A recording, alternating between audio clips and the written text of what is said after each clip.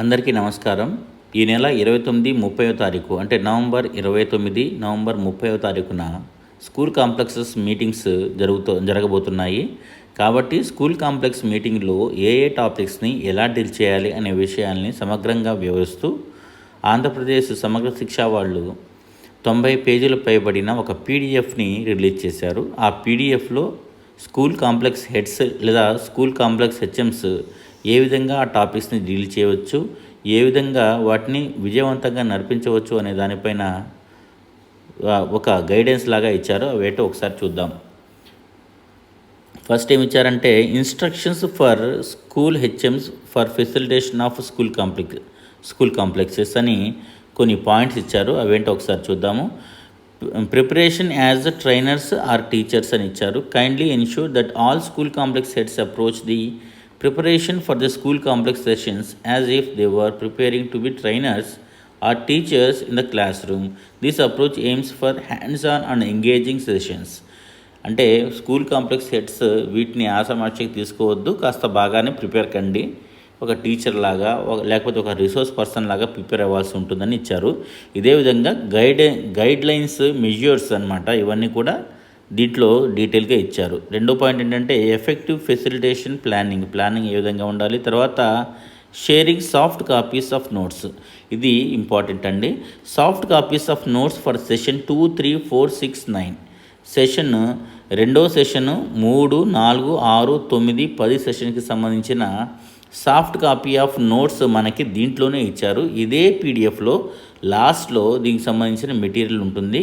కాబట్టి ఈ సెషన్స్కి సంబంధించిన చాలా ఇంపార్టెంట్ నోట్స్ దీంట్లో ఉంటాయి. అవి కూడా మనం ఒకసారి బ్రీఫ్గా డిస్కస్ చేసుకునే ప్రయత్నం చేద్దాము.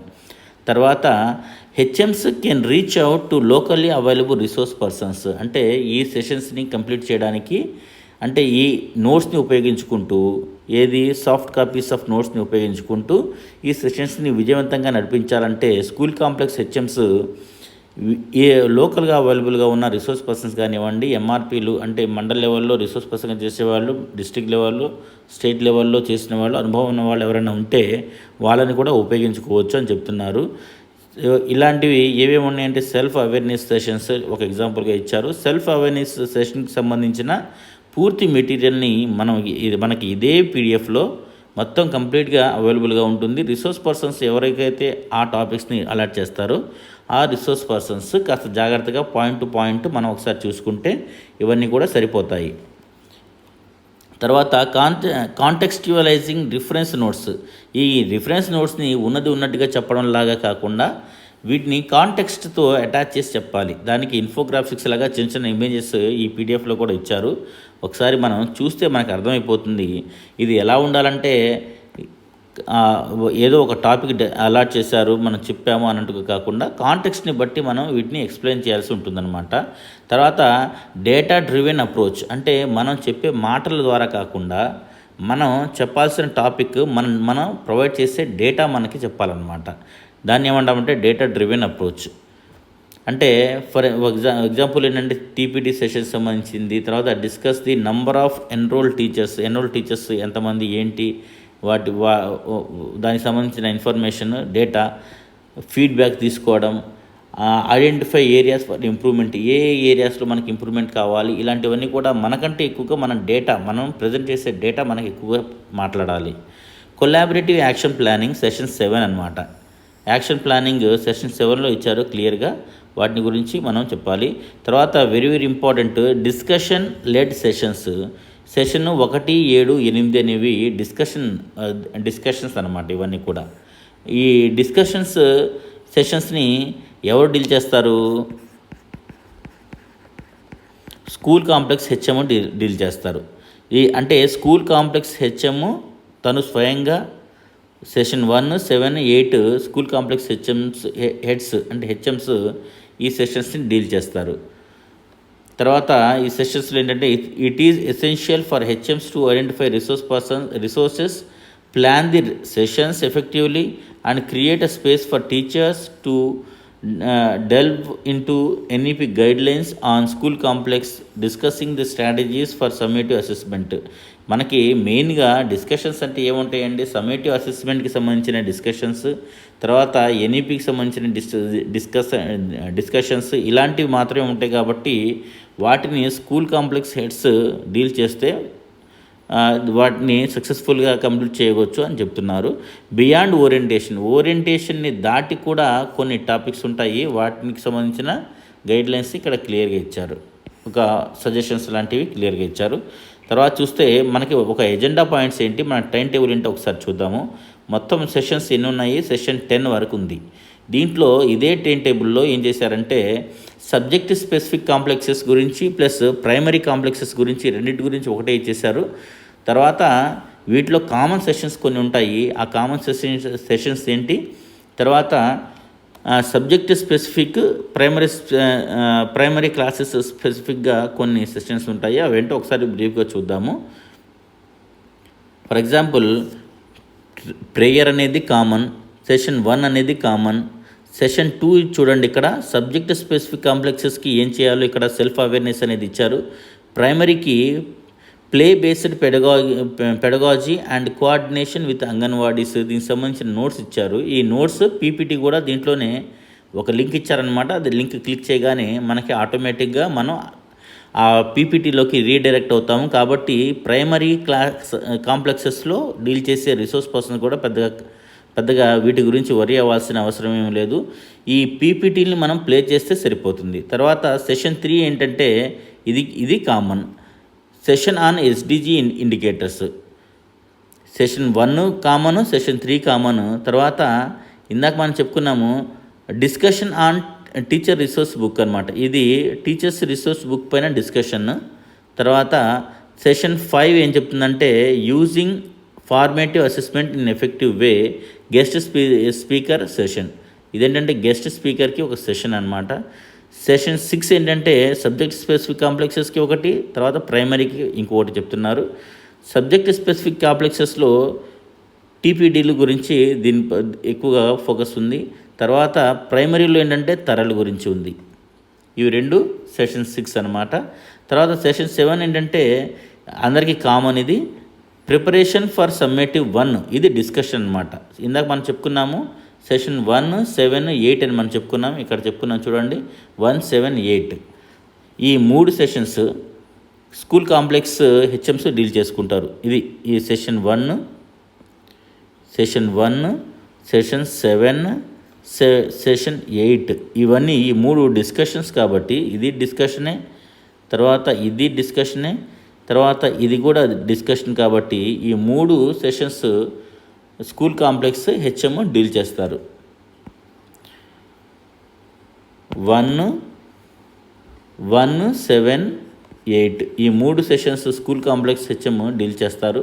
తర్వాత మిగతా వాటికి నోట్స్ కూడా ఇచ్చేశారు. నోట్స్ ఏంటంటే 2, 3, 4, 6, 9, 10 అది నోట్స్ ఇచ్చిన ఏవేవి ఒకసారి చూద్దాము. సెషన్ 2, సెషన్ 3,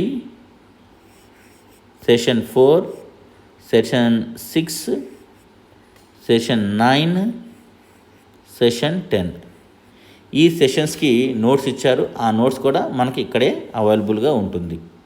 కాబట్టి ఈ సెషన్కి ఏంటంటే ఇప్పుడు సబ్జెక్ట్ స్పెసిఫిక్ కాంప్లెక్సెస్కి ఏం చేయాలి, ఇక్కడ ఇచ్చారు, సెల్ఫ్ అవేర్నెస్ ఇచ్చారు. ప్రైమరీ క్లాసెస్ ఏం చేయాలి, ఇక్కడ coordination with play based pedagogy and coordination with anganwadis అని ఇది ఇచ్చారు, క్లియర్గా ఇచ్చేసారు. తర్వాత సెషన్ 6లో సబ్జెక్ట్ స్పెసిఫిక్ కాంప్లెక్సెస్లో టీపీడీని మనం ప్లే చేస్తే ప్రైమరీలో తరల్ని మనం ప్లే చేస్తాము. తర్వాత ఈ విధంగా మనకి సబ్జెక్ట్ స్పెసిఫిక్ కాంప్లెక్సెస్, తర్వాత ఇదిగోండి ఇక్కడ కూడా ఇవి 2 ప్రైమరీ స్కూల్ కాంప్లెక్సెస్లో ఈ 2 సెషన్స్ కాస్త డిఫరెంట్గా ఉంటాయి, వేరువేరుగా ఉంటాయి అన్నమాట టాపిక్స్. తర్వాత కాస్త ఇన్ డీటెయిల్గా వెళ్ళిపోతే government of Andhra Pradesh CMAT self awareness is a key to change management అని ఇచ్చారు.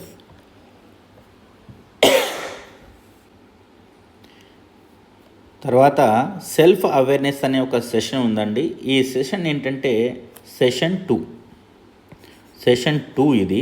సెషన్ 2లో కూడా ఇదేంటంటే సెల్ఫ్ అవేర్నెస్ అనే టాపిక్ సబ్జెక్ట్ స్పెసిఫిక్ కాంప్లెక్స్ వాళ్ళు ఎక్కువగా దీనిపైన ఫోకస్ పెడతారు. ప్రైమరీలో ఏంటంటే ప్లే బేస్డ్ పెడగాజీ పైన ఫోకస్ పెడతారు. అంటే ఇది సబ్జెక్ట్ స్పెసిఫిక్ కాంప్లెక్సెస్ వాళ్ళు ఈ టాపిక్ని డీల్ చేయాలన్నమాట. సెల్ఫ్ అవేర్నెస్ ఇక్కడ ఏమిచ్చారంటే self awareness is a key to change management. అంటే మన నాయకత్వాలని కానివ్వండి, తర్వాత మన వ్యవస్థని మార్చాలనుకుంటే మనకి సెల్ఫ్ అవేర్నెస్ మనం తెలుసుకోవాల్సిన అవసరం ఎంతైనా ఉంటుంది అని చెప్తున్నారు. ఇదేంటంటే దీంట్లో బ్రీఫ్గా కొన్ని ఇన్ఫోగ్రాఫిక్స్ ఇచ్చారు, పిక్చర్స్ ఇచ్చారు. వీటిని ఉపయోగించుకుంటూ రిసోర్స్ పర్సన్ దీనిపైన ఇలాబరేటెడ్గా అక్కడ క్లాస్ రూమ్లో టీచర్స్తో డిస్కస్ చేయాల్సి ఉంటుంది. ఈజ్ చేంజ్ ఇన్ఎవిటబుల్, మార్పు అనేది తప్పనిసరా, మార్పు అనేది సహజమా, అంటే మార్పు అనేది మనం ఆపలేనిదా ఆగనిదా అనే దానిపైన మనం డిస్కస్ చేసుకోవచ్చు. ఇది మార్పు అనేది ఇన్ఎవిటబుల్ అనేది దాని గురించి మనం ఎలా చెప్పగలమంటే రొటేషన్ ఆఫ్ ఎర్త్ని ఒక ఎగ్జాంపుల్గా తీసుకోవచ్చు. తర్వాత బటర్ఫ్లై సైకిల్ అనమాట, life cycle of butterfly. Rotation of earth చూడండి, పగలు వస్తుంది, రాత్రి వస్తుంది. ఇది రొటేషన్ అనమాట. ఈ మార్పుని ఎవరు ఆపలేరు. తర్వాత లైఫ్ సైకిల్ ఆఫ్ బటర్ఫ్లై అనేది ఒక ఎగ్జాంపుల్ ఇచ్చారు. బటర్ఫ్లై చూడండి, ఇక్కడ లార్వా స్టేజ్ నుంచి కంప్లీట్గా బటర్ఫ్లై వరకు ఈ ట్రాన్స్ఫర్మేషన్ కూడా ఇన్నోవేటివ్ అనమాట. తర్వాత రకరకాల సీజన్స్ వస్తుంటాయి. ఈ సీజన్స్ కూడా మనం ఆగనివి ఆపలేనివి. కాబట్టి మనం దీన్ని బట్టి మనకి ఏం అర్థం అవ్వాలి, చేంజ్ ఈజ్ ఇన్ఎవిటబుల్ అంటే మార్పు అనేది తప్పనిసరి, మనం మారుతూ ఉండాలి, కాలానుగుణంగా మనం మారుతూ ఉండాలని అర్థం చేసుకోవాలి. మనిషి ఎందుకు గొప్పవాడంటే మిగతా జంతువులు గతంలో ఏం చేశాడు, మిగతా జంతువులతో కలిసి ఉన్నా కూడా తర్వాత మనిషి తన ఆధిపత్యాన్ని చలాయిస్తూ మెల్లమెల్లగా పరిస్థితుల్ని అడాప్టబిలిటీ అండ్ యాక్సెప్టబిలిటీ, తర్వాత పరిస్థితులను అర్థం చేసుకుంటూ పరిస్థితుల్ని అడాప్ట్ చేసుకుంటూ తను సొంతం చేసుకుంటూ తర్వాత పరిస్థితులను యాక్సెప్ట్ చేస్తూ తను ఎదుగుతూ వచ్చాడు. కాబట్టి మిగతా ఈ జంతువులతో పోల్చుకుంటే మనిషి చాలా గొప్పవాడిగా ఈరోజు ఈ భూప్రపంచం మీద నిలబడి ఉన్నాడు.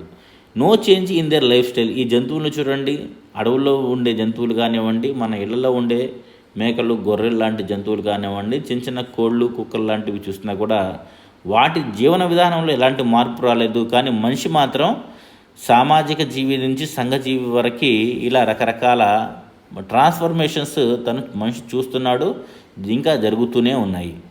తర్వాత ఎన్హాన్స్ యువర్ ఇంటెలిజెన్స్ అని సెల్ఫ్ అవేర్నెస్లు ఇచ్చారు. ఏంటంటే energise your heart and brain, అంటే మీ హార్ట్కి మంచి ఎనర్జైజ్ ఇవ్వండి, తర్వాత మీ బ్రెయిన్కి కూడా ఇవ్వండి. అంటే మీ హార్ట్కి మీ బ్రెయిన్కి మంచి పని కల్పించండి, వాటిని ఉరుతొలగించండి అని చెప్తున్నారు. Connect your heart to your brain, మీ హార్ట్ని మీ బ్రెయిన్ని కనెక్షన్ ఇవ్వండి. అంటే ఏంటి, మనసు చెప్పినట్టుగా మీరు చేయగలగడము, మీ తెలివితేటలు ఉన్నట్టుగా మీరు చేస్తున్న పనిని మీరు ప్రేమించగలగడము. అంటే మనం చేసే పని మనం ప్రేమించాలి, మనకు నచ్చే పని మనం చేయగలగాలి. ఆ విధంగా మనం చేసే పనులకి, మన మనసుకి, మన తెలివితేటలకి, మనం చేసే పనులకి కనెక్షన్ అనేది ఉండాలన్నమాట. తర్వాత ఎన్హాన్స్ యువర్ ఇంటెలిజెన్స్ ఎప్పుడు ఒకే రకంగా ఉండిపోకూడదు, వాటిని ఇంకా మెరుగుపరుస్తూ వాటిని ఉన్నత దిశల్లో తీసుకెళ్లాలన్నమాట. తర్వాత arrange your ideas in beautiful manner. మన బ్రెయిన్లో చాలా రకాల ఐడియాస్ ఉంటాయి, వాటిని అలాగే వదిలేయకుండా మనం ఏం చేయాలి, వాటిని ఎన్హాన్స్ చేసే ప్రక్రియని మనం చేయాలన్నమాట. మన బ్రెయిన్లో ఐడియాస్ చూడండి, మన బ్రెయిన్లో ఐడియాస్ ఎలా ఉంటాయి, ఇక్కడ ఈ ఇమేజ్లో మనకు చూపించినట్టుగా ఎలా ఉంటాయి, ఒక జిగ్జాగ్గా ఉంటాయి. వాటిని మనం ఏం చేయాలి, ఒక బ్యూటిఫుల్ మేనర్లో మనం వాటిని అరేంజ్ చేయాల్సి ఉంటుందన్నమాట. మన ఐడియాస్ని అంటే మనకుండే తెలివితేటల్ని మనం ఒక క్రమ పద్ధతిలో ఉపయోగించుకుంటే మనకి ఆ తెలివితేటలు అనేవి మన ఉన్నతికి, మన మానవాభివృద్ధికి మనకు దోహద చేస్తాయి. తర్వాత 2 ఫేమస్ పర్సనాలిటీస్ కొటేషన్స్ కూడా ఇచ్చారండి, అవి కూడా ఒకసారి చూద్దాం. A man can alter his attitude 20th century invention. ఒక మనిషి ఏంటంటే తన యాటిట్యూడ్ని మార్చుకుంటూ ఉండగలడు. జిగ్ జిగ్లర్ అనే ఒక ఫేమస్ పర్సనాలిటీ ఉన్నారు. అమెరికన్ మోటివేషనల్ స్పీకర్ అనమాట. ఈయన మంచి రచయిత కూడా. ఇతను ఏం చెబుతాడంటే, if you don't plan your time someone else will help you waste it. ఏమంటాడు చూడండి ఒకసారి. If you don't plan your time, నీ టైంని కనుక నువ్వు సరిగ్గా ప్లాన్ చేసుకోకపోతే someone else will help you waste it. ఎవరో ఒకరు వస్తారు దాన్ని చెడగొట్టడానికి, నీ సమయాన్ని చెడగొట్టడానికి. అంటే నువ్వే చెడగొట్టుకుంటావు, దానికి ఎవడో ఒకరు వచ్చి హెల్ప్ చేస్తారు అని నేను చెప్తున్నారు. అంటే సమయం ఎంత విలువైందో మనకి ఈయన కొటేషన్ ద్వారా మనం అర్థం చేసుకోవాలి. తర్వాత ఆల్బర్ట్ ఐన్స్టీన్ కొటేషన్ కూడా ఒకటి ఉంది. ఎవ్రీథింగ్ హ్యాస్ చేంజ్డ్, ప్రతిదీ మారిపోయింది except our way of thinking, మన ఆలోచన విధానాలు మాత్రం మారలేదని చెప్తారు. ఏంటంటే everything has changed except our way of thinking. ఇది ఆల్బర్ట్ ఐన్స్టీన్. అంటే మనం మూస పద్ధతిలోనే మనం ఆలోచిస్తున్నామని ఈ ఫేమస్ సైంటిస్ట్ మనకు చెప్తున్నారు. అంటే మన యొక్క ఆలోచనని, మన టైంని సద్వినియోగపరచుకోవాలని జిగ్లర్ చెప్తుంటే, మన పద్ధతిని మార్చుకోవాలి, మన వే ఆఫ్ థింకింగ్ని మార్చుకోవాలి. మనం చాలా హై థింకింగ్ని కలిగి ఉండాలి. తర్వాత ఎక్కువ అడ్వాన్స్గా మనం బియాండ్ ఎక్స్పెక్టేషన్స్ మనం థింక్ చేయగలగాలి అని చెప్తున్నారు ఆల్బర్ట్ ఐన్స్టీన్. తర్వాత change according to the situations and think differently. అంటే పరిస్థితుల్ని బట్టి మనం ఏం చేయాలి, మన సిచ్యువేషన్స్ని బట్టి మనం మారుతూ ఉండాలి. తర్వాత ఆలోచన విధానం కూడా మార్చుకుంటూ ఉండాలి. దానికి పర్ఫెక్ట్ ఎగ్జాంపుల్ ఏంటంటే life journey of Mike Tyson తను బాల్యంలో ఉన్నప్పుడు ఎంతో అల్లరిచిల్లరిగా ఉంటాము, ఉపాధ్యాయుల మీద దాడి చేయడం ఇలాంటివి చేసేవాడు. కడువు పేదరికం అనమాట. అక్కడ నుంచి డెవలప్ అవుతూ ఒక అగ్రెసివ్ బాక్సర్ అవ్వడము, ఆ తర్వాత తన మైండ్ సెట్ని కూడా మార్చుకుంటూ చాలా సాత్వికంగా మారిపోయాడు. ఇలాంటి ఫేమస్ పర్సనాలిటీస్ యొక్క బయోగ్రఫీస్ ద్వారా కూడా మనం చాలా నేర్చుకోగలం అనమాట. Recognise that the change is inevitable. ఇందాక మనం కొన్ని ఎగ్జాంపుల్స్లో చూసాము. తర్వాత మార్పు మనలో చాలా సహజంగా జరిగిపోవాలి. అంటే చిన్నపిల్లలుగా ఉన్నప్పుడు మన ఆలోచన విధానం ఒక రకంగా ఉంటే, అదేవిధంగా మనం పెద్దవాళ్ళైన తర్వాత కూడా మన ఆలోచన విధానం అలాగే ఉంటానంటే కుదరదనమాట. కాబట్టి మార్పు అనేది చాలా సహజంగా జరిగిపోవాలి. ఇక్కడ అక్కినేని ఆలోచనలు అనే ఒక పుస్తకం కూడా ఇచ్చారు. ఈ పుస్తకంలో దీనికి సంబంధించిన మ్యాటర్ ఉండవచ్చు. తర్వాత అమితాబ్ బచ్చన్ గురించి కూడా ఒక పిక్చర్ ఇచ్చారు. అదేంటంటే తను ఒక కవి, తన తండ్రి ఒక కవి అయినా కూడా తను చిన్నప్పుడు చాలా పేదరికాన్ని కూడా చూశాడు. తర్వాత సినిమాలోకి వచ్చిన తర్వాత తను ఫేమస్ అయిన తర్వాత ఒక సూపర్ స్టార్ లాగా వెలుగొందాడు. ఆ సూపర్ స్టార్ అయిన తర్వాత ఒక ఏజ్ వచ్చిన తర్వాత తనకు కూడా డౌన్ఫాల్స్ ఉంటాయి. కాబట్టి సినిమా ఇండస్ట్రీ నుంచి తప్పుకున్నా కూడా కౌన్ బనేగా క్రోర్పతి అనే ఒక ప్రోగ్రామ్కి హోస్ట్గా మారి తను ఇంకా ఉన్నత స్థితికి వెళ్ళడానికి ప్రయత్నం చేశాడు. కాబట్టి సిచ్యువేషన్స్ బట్టి మనం మారుతూ ఉండాలి. అంటే మనం ఏదో అయిపోయింది, ఇంకా మనకి ఇదే ఫుల్ స్టాప్ అని మనం అనుకోకూడదు. కాబట్టి అక్కినేని నాగేశ్వరరావు గారు కూడా తను ఎంతో ఉన్నత స్థితికి చేరినప్పటికీ తనకి క్యాన్సర్ వచ్చి చాలా ఇబ్బందికర పరిస్థితులు కొన్ని రోజులే ఇంకా అని తెలిసినా కూడా తను ఎంతో ఆత్మనిర్భరంతో ఉన్నారు చూసారా. దాని నుంచి కూడా మనం చాలా నేర్చుకోగలం. సెల్ఫ్ అవేర్నెస్కి సంబంధించిన మెటీరియల్కి సంబంధించిన లింక్ ఇక్కడ ఇచ్చారండి. ఈ లింక్ని కూడా మనం ఓపెన్ చేసి ఆ మెటీరియల్ని మనం పొందవచ్చు. తర్వాత కొన్ని ఫీడ్బ్యాక్ ఫామ్స్ ఉన్నాయి. Readiness for self change form ఒకటి ఉంది. ఆ ఫామ్స్ కూడా ఇక్కడ మనకి అవైలబుల్గా ఉంటాయి ఈ పీడిఎఫ్లో. చేంజ్ జస్ట్ అహెడ్, ముందే కాస్త చేంజ్ ఉంది, అంటే మార్పు నీ ముందే ఉంది, నువ్వు తీసుకోవాల్సిన టర్నింగ్ నువ్వు తీసుకోవాలి అని చెప్తున్నారు. తర్వాత సెల్ఫ్ అవేర్నెస్కి సంబంధించిన కాన్సెప్ట్ నోట్స్ ఇక్కడ క్లియర్గా ఇచ్చారండి. మనకి ఇవన్నీ కూడా రిసోర్స్ పర్సన్స్ ఒకసారి చూసుకుంటే సరిపోతుంది.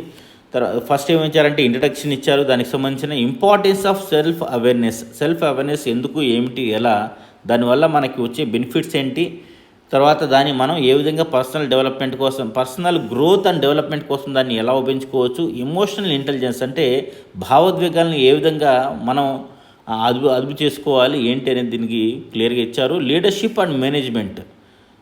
Effective leaders and managers are often those who possess a high degree of self awareness. ఎవరైతే సెల్ఫ్ అవేర్నెస్లో హై డిగ్రీ అంటే ఎక్కువ తెలివితేటలు కలిగి ఉంటారో వాళ్ళే లీడర్స్ అవుతారు, మేనేజ్మెంట్లో ఇంకా క్యాప్టెన్స్ అవుతారనమాట. They led by example, recognise their own biases and adapt their leadership styles to suit the needs of their team. వాళ్ళ టీంకి ఏ విధంగా ఏ విధమైన నీడ్స్ ఉంటాయి, దాంతో పాటే వాళ్ళ యొక్క మార్పు కూడా సహజంగా జరిగిపోతూ ఉంటుంది. తర్వాత కమ్యూనికేషన్ కోసం కూడా ఇవన్నీ ఉపయోగపడతాయి. తర్వాత కాంపోనెంట్స్ ఆఫ్ సెల్ఫ్ అవేర్నెస్ అని కొన్ని కాంపోనెంట్స్ ఇచ్చారండి. ఏంటంటే self reflection, self perception. Components of self awareness అని కొన్ని పాయింట్స్ ఇచ్చారు. అవి ఏంటంటే సెల్ఫ్ రిఫ్లెక్షన్, సెల్ఫ్ పర్సెప్షన్. అంటే సెల్ఫ్ పర్సెప్షన్ అంటే అండర్స్టాండింగ్ వన్స్ సెల్ఫ్ కాన్సెప్ట్, తన గురించి తాను అర్థం చేసుకోవడం. అండ్ సెల్ఫ్ ఎస్టీమ్ అంటే తన మానసికంగా తాను ముందు దృఢంగా ఉంటాం, ఆత్మవిశ్వాసం. Is crucial for a self awareness. ఇవన్నీ కూడా సెల్ఫ్ అవేర్నెస్కి చాలా క్రూషియల్ అనమాట. తర్వాత ఎమోషనల్ అవేర్నెస్, కాగ్నిటివ్ అవేర్నెస్, ఇవి కూడా చాలా చాలా ఇంపార్టెంట్. ఒకసారి రిసోర్స్ పర్సన్స్ చదువుకుంటే సరిపోతుంది మనకి. Applications of self awareness. Self awareness అనేది మనం ఎక్కడెక్కడ ఉపయోగిస్తామనేది ఇక్కడ క్లియర్గా ఇచ్చారు. పర్సనల్ డెవలప్మెంట్లో, తర్వాత కాన్ఫ్లిక్ట్ రిజల్యూషన్లో అంటే సమస్యలను సాధించడంలో మనకి సెల్ఫ్ అవేర్నెస్ ఉపయోగపడుతుంది. తర్వాత పర్సనల్ డెవలప్మెంట్లో వ్యక్తిగతంగా మనం ఉన్నతి సాధించాలంటే ఈ సెల్ఫ్ అవేర్నెస్ ఉపయోగపడుతుంది. కెరీర్ డెవలప్మెంట్లో కూడా ఇది ఉపయోగపడుతుంది. హెల్త్ అండ్ వెల్బీయింగ్, ఆరోగ్యంగా సౌభాగ్యంగా ఉండటానికి కూడా ఇది ఉపయోగపడుతుంది. ఈ విధంగా సెల్ఫ్ అవేర్నెస్ యొక్క ఉపయోగాలు చాలా చాలా ఉంటాయి. చివరిలో కంక్లూజన్ ఏం చెప్తున్నారంటే, self awareness is a vital aspect of personal and professional growth. It empowers individual to understand themselves better, improve their relationships and make more informed choices. ఇండివిజువల్ని తమ గురించి బాగా అర్థం చేసుకోవడానికి, వాటిని అర్థం చేసుకున్న దాన్ని ఇంప్రూవ్ చేసుకోవడానికి, వాళ్ళ యొక్క బాంధవ్యాలు మనకి ఇంకా బెటర్ చాయిసెస్ని, మోర్ ఇన్ఫార్మ్డ్ చాయిసెస్ వాళ్ళు ఇన్వెంట్ చేయడానికి ఇవి సెల్ఫ్ అవేర్నెస్ అనేది ఉపయోగపడుతుంది. This concept note serves as a foundation for exploring self awareness and it's divorce applications. ఈ నోట్స్ అనేది ఏంటంటే సెల్ఫ్ అవేర్నెస్కి సంబంధించిన కాన్సెప్ట్ని అర్థం చేసుకోవడానికి, తర్వాత దాని యొక్క డైవర్స్ అప్లికేషన్స్ అంటే అది ఏ విధంగా ఉపయోగపడుతుంది, దాని యొక్క ఉపయోగాలు, రకరకాల ఉపయోగాలు ఏ విధంగా ఉంటాయి అనేది అర్థం చేసుకోవడానికి ఉపయోగపడుతుంది. Encouraging for the research and practical implementation of self awareness techniques in various aspects of life. జీవితం యొక్క రకరకాల దశల్లో సెల్ఫ్ అవేర్నెస్ని మనం ఏ విధంగా ప్రాక్టికల్గా ఇంప్లిమెంట్ చేయొచ్చు అనేది కూడా ఈ సెల్ఫ్ అవేర్నెస్ టాపిక్ ద్వారా మనం నేర్చుకోగలం. తర్వాత concept note on self management మీద కూడా నోట్స్ ఇచ్చారు మనకి. అవేంటో ఒకసారి చూద్దాం. ఫస్ట్ ఏంటంటే ఇంట్రడక్షన్ ఇచ్చారు.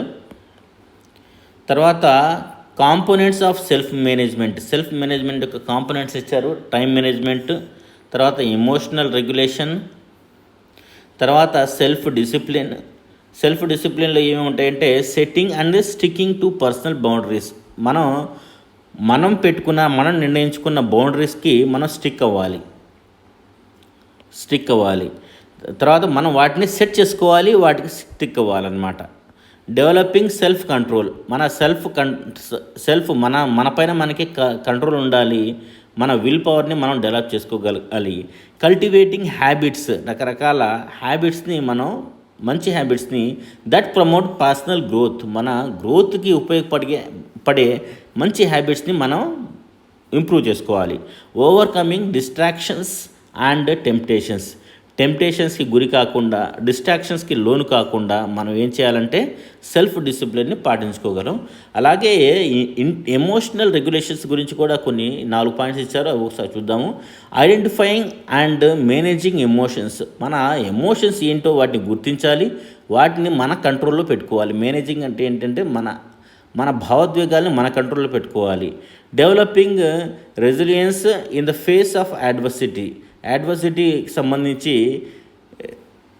Resilience in the face of adversity, రకరకాల విభిన్నతని మనం అలవర్చుకోవాలన్నమాట.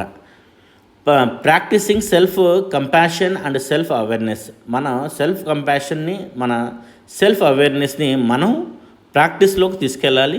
బిల్డింగ్ హెల్తీ కాపింగ్ మెకానిజమ్స్, మనకి ఈ సెల్ఫ్ అవేర్నెస్ని మనం ప్రాక్టీస్ చేయడానికి, మన రియల్ లైఫ్లో తీసుకురావడానికి రకరకాల మెకానిజమ్స్ మనం ఏ విధంగా ఉపయోగించుకోవచ్చు. మెకానిజమ్స్ అంటే సొసైటీ ఉండొచ్చు, ఫ్యామిలీ ఉండొచ్చు, ఎన్వైర్న్మెంట్ ఉండొచ్చు, తర్వాత ఆఫీస్ ఉండొచ్చు. ఇలాంటి మెకానిజమ్స్ కూడా మనకి సహాయ సహకారాలు అందిస్తాయి. వాటిని ఉపయోగించుకుంటూ మనం ఎమోషనల్ రెగ్యులేషన్స్కి మనం చేయొచ్చు అనమాట. టైం మేనేజ్మెంట్కి సంబంధించిన కూడా ప్రయారిటీస్ ఇవ్వడము, క్రియేటింగ్ షెడ్యూల్స్ పెట్టుకోవడం, అవాయిడింగ్ ప్రోకాస్టినేషన్ అంటే వాయిదా వేసుకోవడాన్ని మానుకోవడం, balancing work, leisure and personal life, పనిని, తర్వాత ఖాళీ సమయాల్ని, తర్వాత పర్సనల్ లైఫ్ని, అంటే మన ఆఫీస్ వర్క్ లేదా స్కూల్ వర్క్, తర్వాత మనకు కావాల్సిన లీజర్ అంటే మన రిక్రియేషన్ లాంటివి కానివ్వండి, లేకపోతే లీజర్ అవర్స్ కానివ్వండి, తర్వాత పర్సనల్ లైఫ్, ఈ మూడింటిని కూడా చాలా బ్యాలెన్స్ చేసుకోగలగాలి. అది టైం మేనేజ్మెంట్లో వస్తుంది. ఈ విధంగా కాంపోనెంట్స్ ఆఫ్ సెల్ఫ్ మేనేజ్మెంట్ చూసుకుంటే time management, emotional regulation, self discipline, ఈ 3 వస్తాయి. తర్వాత గోల్ సెట్టింగ్ అంటే ఏం లేదు, మనకి గోల్ సెట్టింగ్లో ఏమేమి ఉన్నాయో చూద్దాం ఒకసారి. Defining clear and achievable goals, మనం మంచి గోల్స్ని పెట్టుకోవాలి. Breaking goals into manageable steps, ఆ గోల్స్ని రకరకాల స్టెప్స్ లాగా, మేనేజబుల్ స్టెప్స్ లాగా మనం ఒక చిన్న సెగ్మెంట్స్ లాగా మనం డివైడ్ చేసుకోగలగాలి. అవి ఎలా ప్రాక్టికల్గా ప్రోగ్రెస్లో ఉంటున్నాయి అనేది కూడా మానిటరింగ్ చేసుకోవాలన్నమాట. తర్వాత celebrating achievements and learning from set backs, మనం నిర్ణయించుకున్న సెట్ బ్యాక్స్ నుంచి, అంటే మన టార్గెట్స్ ఏవైతే ఉంటాయో వాటిని మనం అచీవ్ చేసినప్పుడు మనం సెలబ్రేట్ చేసుకోగలగాలి. ఇవి ఏంటంటే గోల్ సెట్టింగ్స్కి సంబంధించిన సజెషన్స్. తర్వాత డెసిషన్ మేకింగ్కి సంబంధించిన కూడా కొన్ని ఇంపార్టెంట్ పాయింట్స్ ఇచ్చారు, అవి కూడా ఒకసారి చూద్దాము. డెసిషన్ మేకింగ్ అంటే ఏంటంటే gathering information and considering alternatives, మనం చేసే పనిని సెల్ఫ్ అవేర్నెస్కి సంబంధించి రకరకాల ఇన్ఫర్మేషన్ని మనం గ్యాదర్ చేసుకోవాలి. వాటికి ఆల్టర్నేటివ్స్ని కూడా, ఒకవేళ ఏదన్నా పని అవాంతరాలు ఎదురవుతుంటే వాటికి తగ్గ ఆల్టర్నేటివ్స్ని మనం సెట్ చేసుకోవాలి. ఇవాల్యుయేట్ చేయగలగాలి. ఇవాల్యుయేటింగ్ రిస్క్స్ అండ్ బెనిఫిట్స్, ఒక పని చేస్తే ఏంటి, ఇది చేస్తే లాభమా నష్టమా అనేది కూడా మనం ఇవాల్యుయేట్ చేసుకోగలగాలి, టెస్ట్ చేసుకోగలగాలి. Making informed and ethical decisions, మనం తీసుకునే నిర్ణయాలు కూడా మంచివై ఉండాలి, అంటే లీగల్గా, ఎథికల్గా, తర్వాత ఇవన్నీ కూడా సరైన నిర్ణయాలు ఉండాలి. Taking responsibility for the consequences, మనం తీసుకునే నిర్ణయాలకి మనమే బాధ్యత వహించాలి. టేకింగ్ రెస్పాన్సిబిలిటీ అంటే మనం నిర్ణయాలు తీసుకుంటే ఇంకెవరో బాధ్యత వహించాలన్నట్టుగా మన బిహేవియర్ ఉండకూడదు. మన నిర్ణయాలకి మనమే బాధ్యత వహించాలి. అంటే మంచి నిర్ణయం తీసుకుంటేనే మన నిర్ణయానికి మనం బాధ్యత వహిస్తాం. కాబట్టి డెసిషన్ మేకింగ్లో ఎథికల్ డెసిషన్స్, తర్వాత మనం తీసుకునే నిర్ణయాలకి making informed and ethical decisions, మనం తీసుకునే నిర్ణయాలు ఏంటో మనకు తెలిసి ఉండాలి. వాటిని ఎప్పటికప్పుడు ఇవాల్యుయేట్ చేసుకుంటూ ఉండాలి. ఒకవేళ ఇన్ఫర్మేషన్ మనం గ్యాదర్ చేసుకున్న ఇన్ఫర్మేషన్ ని బట్టి ఏదైనా ఆల్టర్నేటివ్స్ ఆలోచించాల్సి వస్తే వాటికి సంబంధించిన ఆల్టర్నేటివ్స్ కూడా మనం ఆలోచించగలగాలి. తర్వాత స్ట్రెస్ మేనేజ్మెంట్ ఏంటంటే ఐడెంటిఫైయింగ్ సోర్సెస్ ఆఫ్ స్ట్రెస్ ఎందుకు వల్ల వస్తుంది, ఇంప్లిమెంటింగ్ రిలాక్సేషన్ టెక్నిక్స్, ఆ స్ట్రెస్ని కంట్రోల్ చేసుకోవడానికి ఏ టెక్నిక్స్ ఉపయోగించవచ్చు. సీకింగ్ సోషల్ సపోర్ట్ అంటే మన ఫ్యామిలీ నుంచి, మనకి ఆఫీస్లోని కలీగ్స్ నుంచి కూడా మనం సపోర్ట్ని మనం కోరవచ్చు అనమాట. Practising mindfulness and meditation, meditation లాంటివి ప్రాక్టీస్ చేయగలగడం, ఇవన్నీ కూడా స్ట్రెస్ మేనేజ్మెంట్లో వస్తాయి. స్ట్రెస్ మేనేజ్మెంట్లో ఇవన్నీ కూడా భాగాలన్నమాట. తర్వాత రిసోర్స్ అలొకేషన్, మనకుండే వనరులని ఏ విధంగా సెగ్రిగేట్ చేసుకోగలము అనేది ఇచ్చారు ఇక్కడ. Managing finances and budgeting, finances ఆర్థిక వనరుల్ని మనం సరిగ్గా మేనేజ్ చేసుకోగలగడం. తర్వాత అలొకేటింగ్ టైమ్ అండ్ ఎనర్జీ, టైంని కేటాయించగలగడం, తర్వాత శక్తిని కూడా కేటాయించగలగడం. సెట్టింగ్ ప్రయారిటీస్, మనకి ఏది ఇంపార్టెంట్, ఏది ఫస్ట్, ఏది సెకండ్ అనేది ప్రయారిటీస్ సెట్ చేసుకోవాలి. Avoiding over commitment and burnout, తర్వాత ఓవర్ కమిట్మెంట్ మనం శక్తికి మించిన పనులు మీద వేసుకోవడం కూడా కరెక్ట్ కాదు. ఇంపార్టెన్స్ ఆఫ్ సెల్ఫ్ మేనేజ్మెంట్ యొక్క ఇంపార్టెన్స్ని కూడా మనకు తెలిసి ఉండాలి. ఇవన్నీ కూడా రిసోర్సెస్ అలొకేషన్లో వస్తాయి. తర్వాత పర్సనల్ గ్రోత్ గురించి కూడా ఇచ్చారు. Self management facilitates personal development and self improvement. Personal డెవలప్మెంట్కి, తర్వాత సెల్ఫ్ ఇంప్రూవ్మెంట్కి ఇవి చాలా ఉపయోగపడతాయి. తర్వాత it empowers individuals to set and achieve meaningful goals, అర్థవంతమైన లక్ష్యాన్ని ఏర్పాటు చేసుకుని వ్యక్తిగతంగా కూడా మనం డెవలప్ అవ్వడానికి ఉపయోగపడతాయి. It enhances self esteem and self efficacy, అంటే సెల్ఫ్ ఎస్టీమ్ అంటే ఆత్మస్థైర్యాన్ని నింపడానికి, ఆత్మ నిర్భరతని సాధించడానికి మనకి ఇవన్నీ కూడా ఉపయోగపడతాయి. తర్వాత వెల్ బీయింగ్ అంటే ఏంటంటే emotional regulation and stress management contribute to mental health. Emotional regulations, తర్వాత మన స్ట్రెస్ని కూడా మనం అదుపులో పెట్టుకుంటే ఏమవుతుందంటే మన మానసిక ఆరోగ్యం కూడా చాలా బాగుంటుందని చెప్తున్నారు. Improved decision making leads to better life choices, మన డెసిషన్ మేకింగ్లో మనం ఇంప్రూవ్మెంట్ చూస్తే కనుక మనకి బెటర్ లైఫ్ చాయిసెస్ వస్తాయి, అంటే లైఫ్లో కూడా మనకి చాయిసెస్ పెరుగుతూ పోతాయి. తర్వాత balanced resources allocation ensures a more fulfilling life, మనకున్న వనరుల్ని కరెక్ట్గా మనం బ్యాలెన్స్గా ఉపయోగించుకోగలిగితే మోర్ ఫుల్ఫిల్లింగ్ లైఫ్ అంటే మంచి పరిపూర్ణమైన జీవితాన్ని మనం చూడగలుగుతాం అన్నమాట. తర్వాత సెల్ఫ్ ఎంపవర్మెంట్ గురించి కూడా కొన్ని పాయింట్స్ చెప్పారు.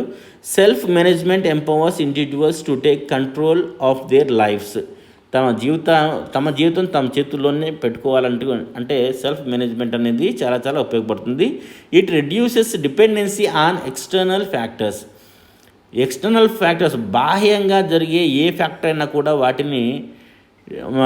వాటిపైన ఆధారపడే తత్వాన్ని ఇది తగ్గిస్తుంది. It pastors a sense of autonomy and self Reliance, అంటే స్వయంగా తమ కాళ్ళపైన తాము నిలబడము, తర్వాత తమపైనే తాము నమ్మకం పెట్టుకోవడం, సెల్ఫ్ రిలయన్స్, ఆత్మ పరిపూర్ణత, అంటే వేరే వాళ్ళపైన ఆధారపడకుండా సస్టైనబిలిటీ అనమాట. తామే స్వయంగా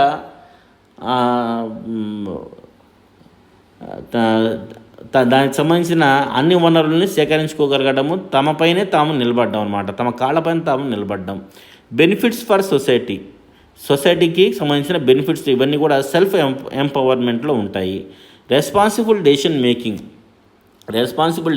ఏంటంటే individuals who practise effective self management make better community and societal decisions.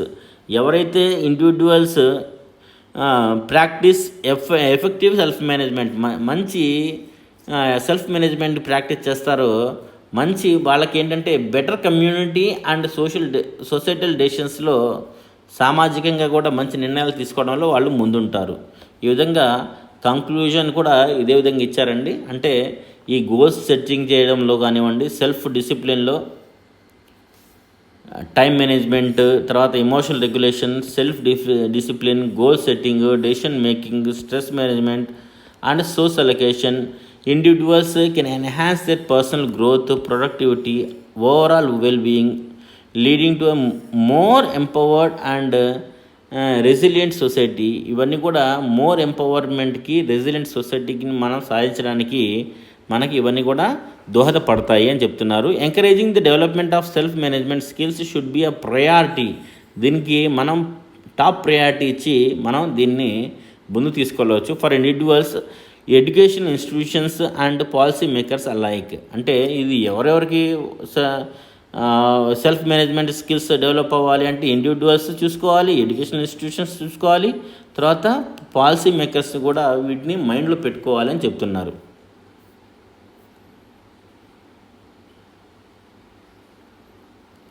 A concept note on non-violent communication for effective communication అని non-violent communication also known as compassionate communication అంటే నాన్ వైలెంట్ కమ్యూనికేషన్ గురించి దీన్ని ఇక్కడ డీటెయిల్గా ఇచ్చారండి. ఏంటంటే steps in non violent communication ఏంటో ఒకసారి చూద్దాం. అబ్జర్వేషన్ 4 స్టెప్స్ ఉంటాయి మొత్తము.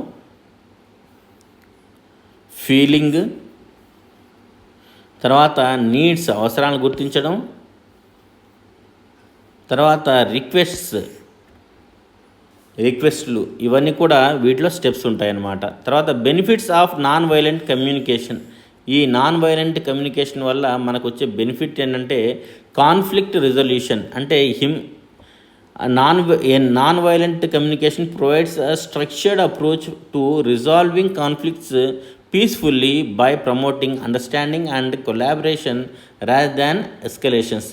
అంటే సమస్యని ఇంకా పెద్ద చేయకుండా వాటిని రిజాల్వ్ చేయడానికి కాన్ఫ్లిక్ట్ పీస్ఫుల్గా, అంటే వచ్చిన పొరపచ్చాలనేవి పీస్ఫుల్గా, అంటే ఎలాంటి ఇబ్బంది లేకుండా హింస వైపు మళ్ళకుండా నాన్ వైలెన్స్తో మనం ఈ కాన్ఫ్లిక్ట్ని అంటే సమస్యల్ని పరిష్కరించడానికి, తర్వాత కొలాబరేషన్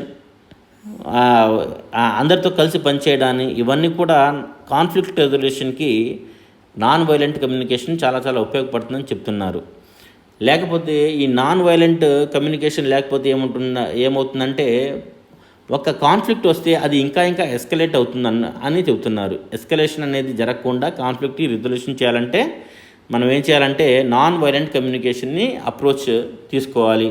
ఇంప్రూవ్డ్ రిలేషన్షిప్స్, మనకి బాంధవ్యాలు అనేవి ఏంటంటే ఇంకా దగ్గర అవుతాయి, అవి ఇంకా ఇంప్రూవ్ అవుతాయి. తర్వాత ఎన్హాన్స్డ్ సెల్ఫ్ అవేర్నెస్, తమ గురించి తాము తెలుసుకోవడం, అది ఒక ఆరోగ్యకర రీతిలో తెలుసుకోవడానికి ఇవి కూడా ఉపయోగపడతాయి.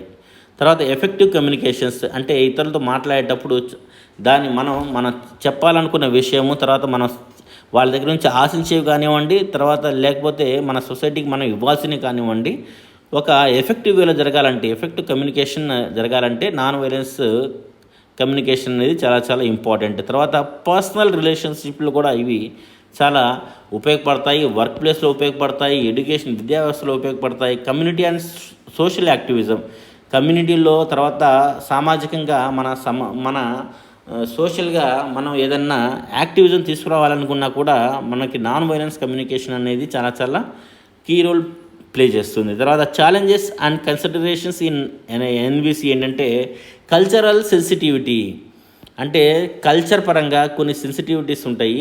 NVC may need to be adapted to different cultural contexts as some cultures may have different norms and communication styles. కమ్యూనికేషన్స్లో కూడా కొన్ని సెక్టార్స్, కొన్ని సెక్షన్స్ల యొక్క కొన్ని కట్టుబాట్లు ఉంటాయి. ఆ కట్టుబాట్లకి మనం గౌరవిస్తూ మనం వాటిని ఓవర్కమ్ చేస్తూ నాన్ వైలెన్స్ కమ్యూనికేషన్ అనేది మనం అప్రోచ్ తీసుకోవాలి. అలాంటి సెన్సిటివిటీస్ కల్చరల్గా కూడా కొన్ని సెన్సిటివిటీస్ ఉండవచ్చు, వాటిని మైండ్లో పెట్టుకోవాలన్నమాట. తర్వాత ప్రాక్టీస్ అండ్ ట్రైనింగ్కి సంబంధించి ఇచ్చారు. తర్వాత రెసిస్టెన్స్ టు చేంజ్, ఈ విధంగా నాన్ వైలెన్స్ కమ్యూనికేషన్ అనేది సంబంధించిన కొన్ని ఛాలెంజెస్, కన్సిడరేషన్స్ కొన్ని ఉంటాయి. తర్వాత కంక్లూజన్ ఇచ్చారు, ఇవన్నీ కూడా clear. Concept note on influence without అథారిటీకి సంబంధించిన కొంత నోట్స్ ఇచ్చారు.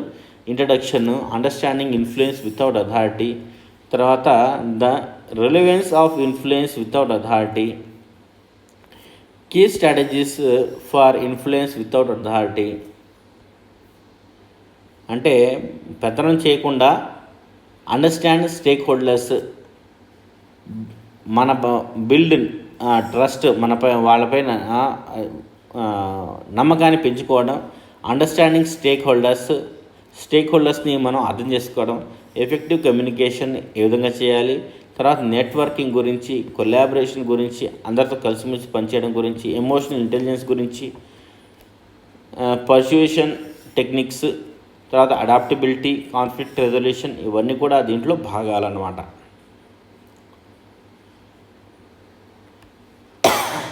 Concept note on team building పైన కూడా కాన్సెప్ట్ నోట్ ఇచ్చారు. ఇవన్నీ కూడా ఒకసారి మనం చూడవచ్చు.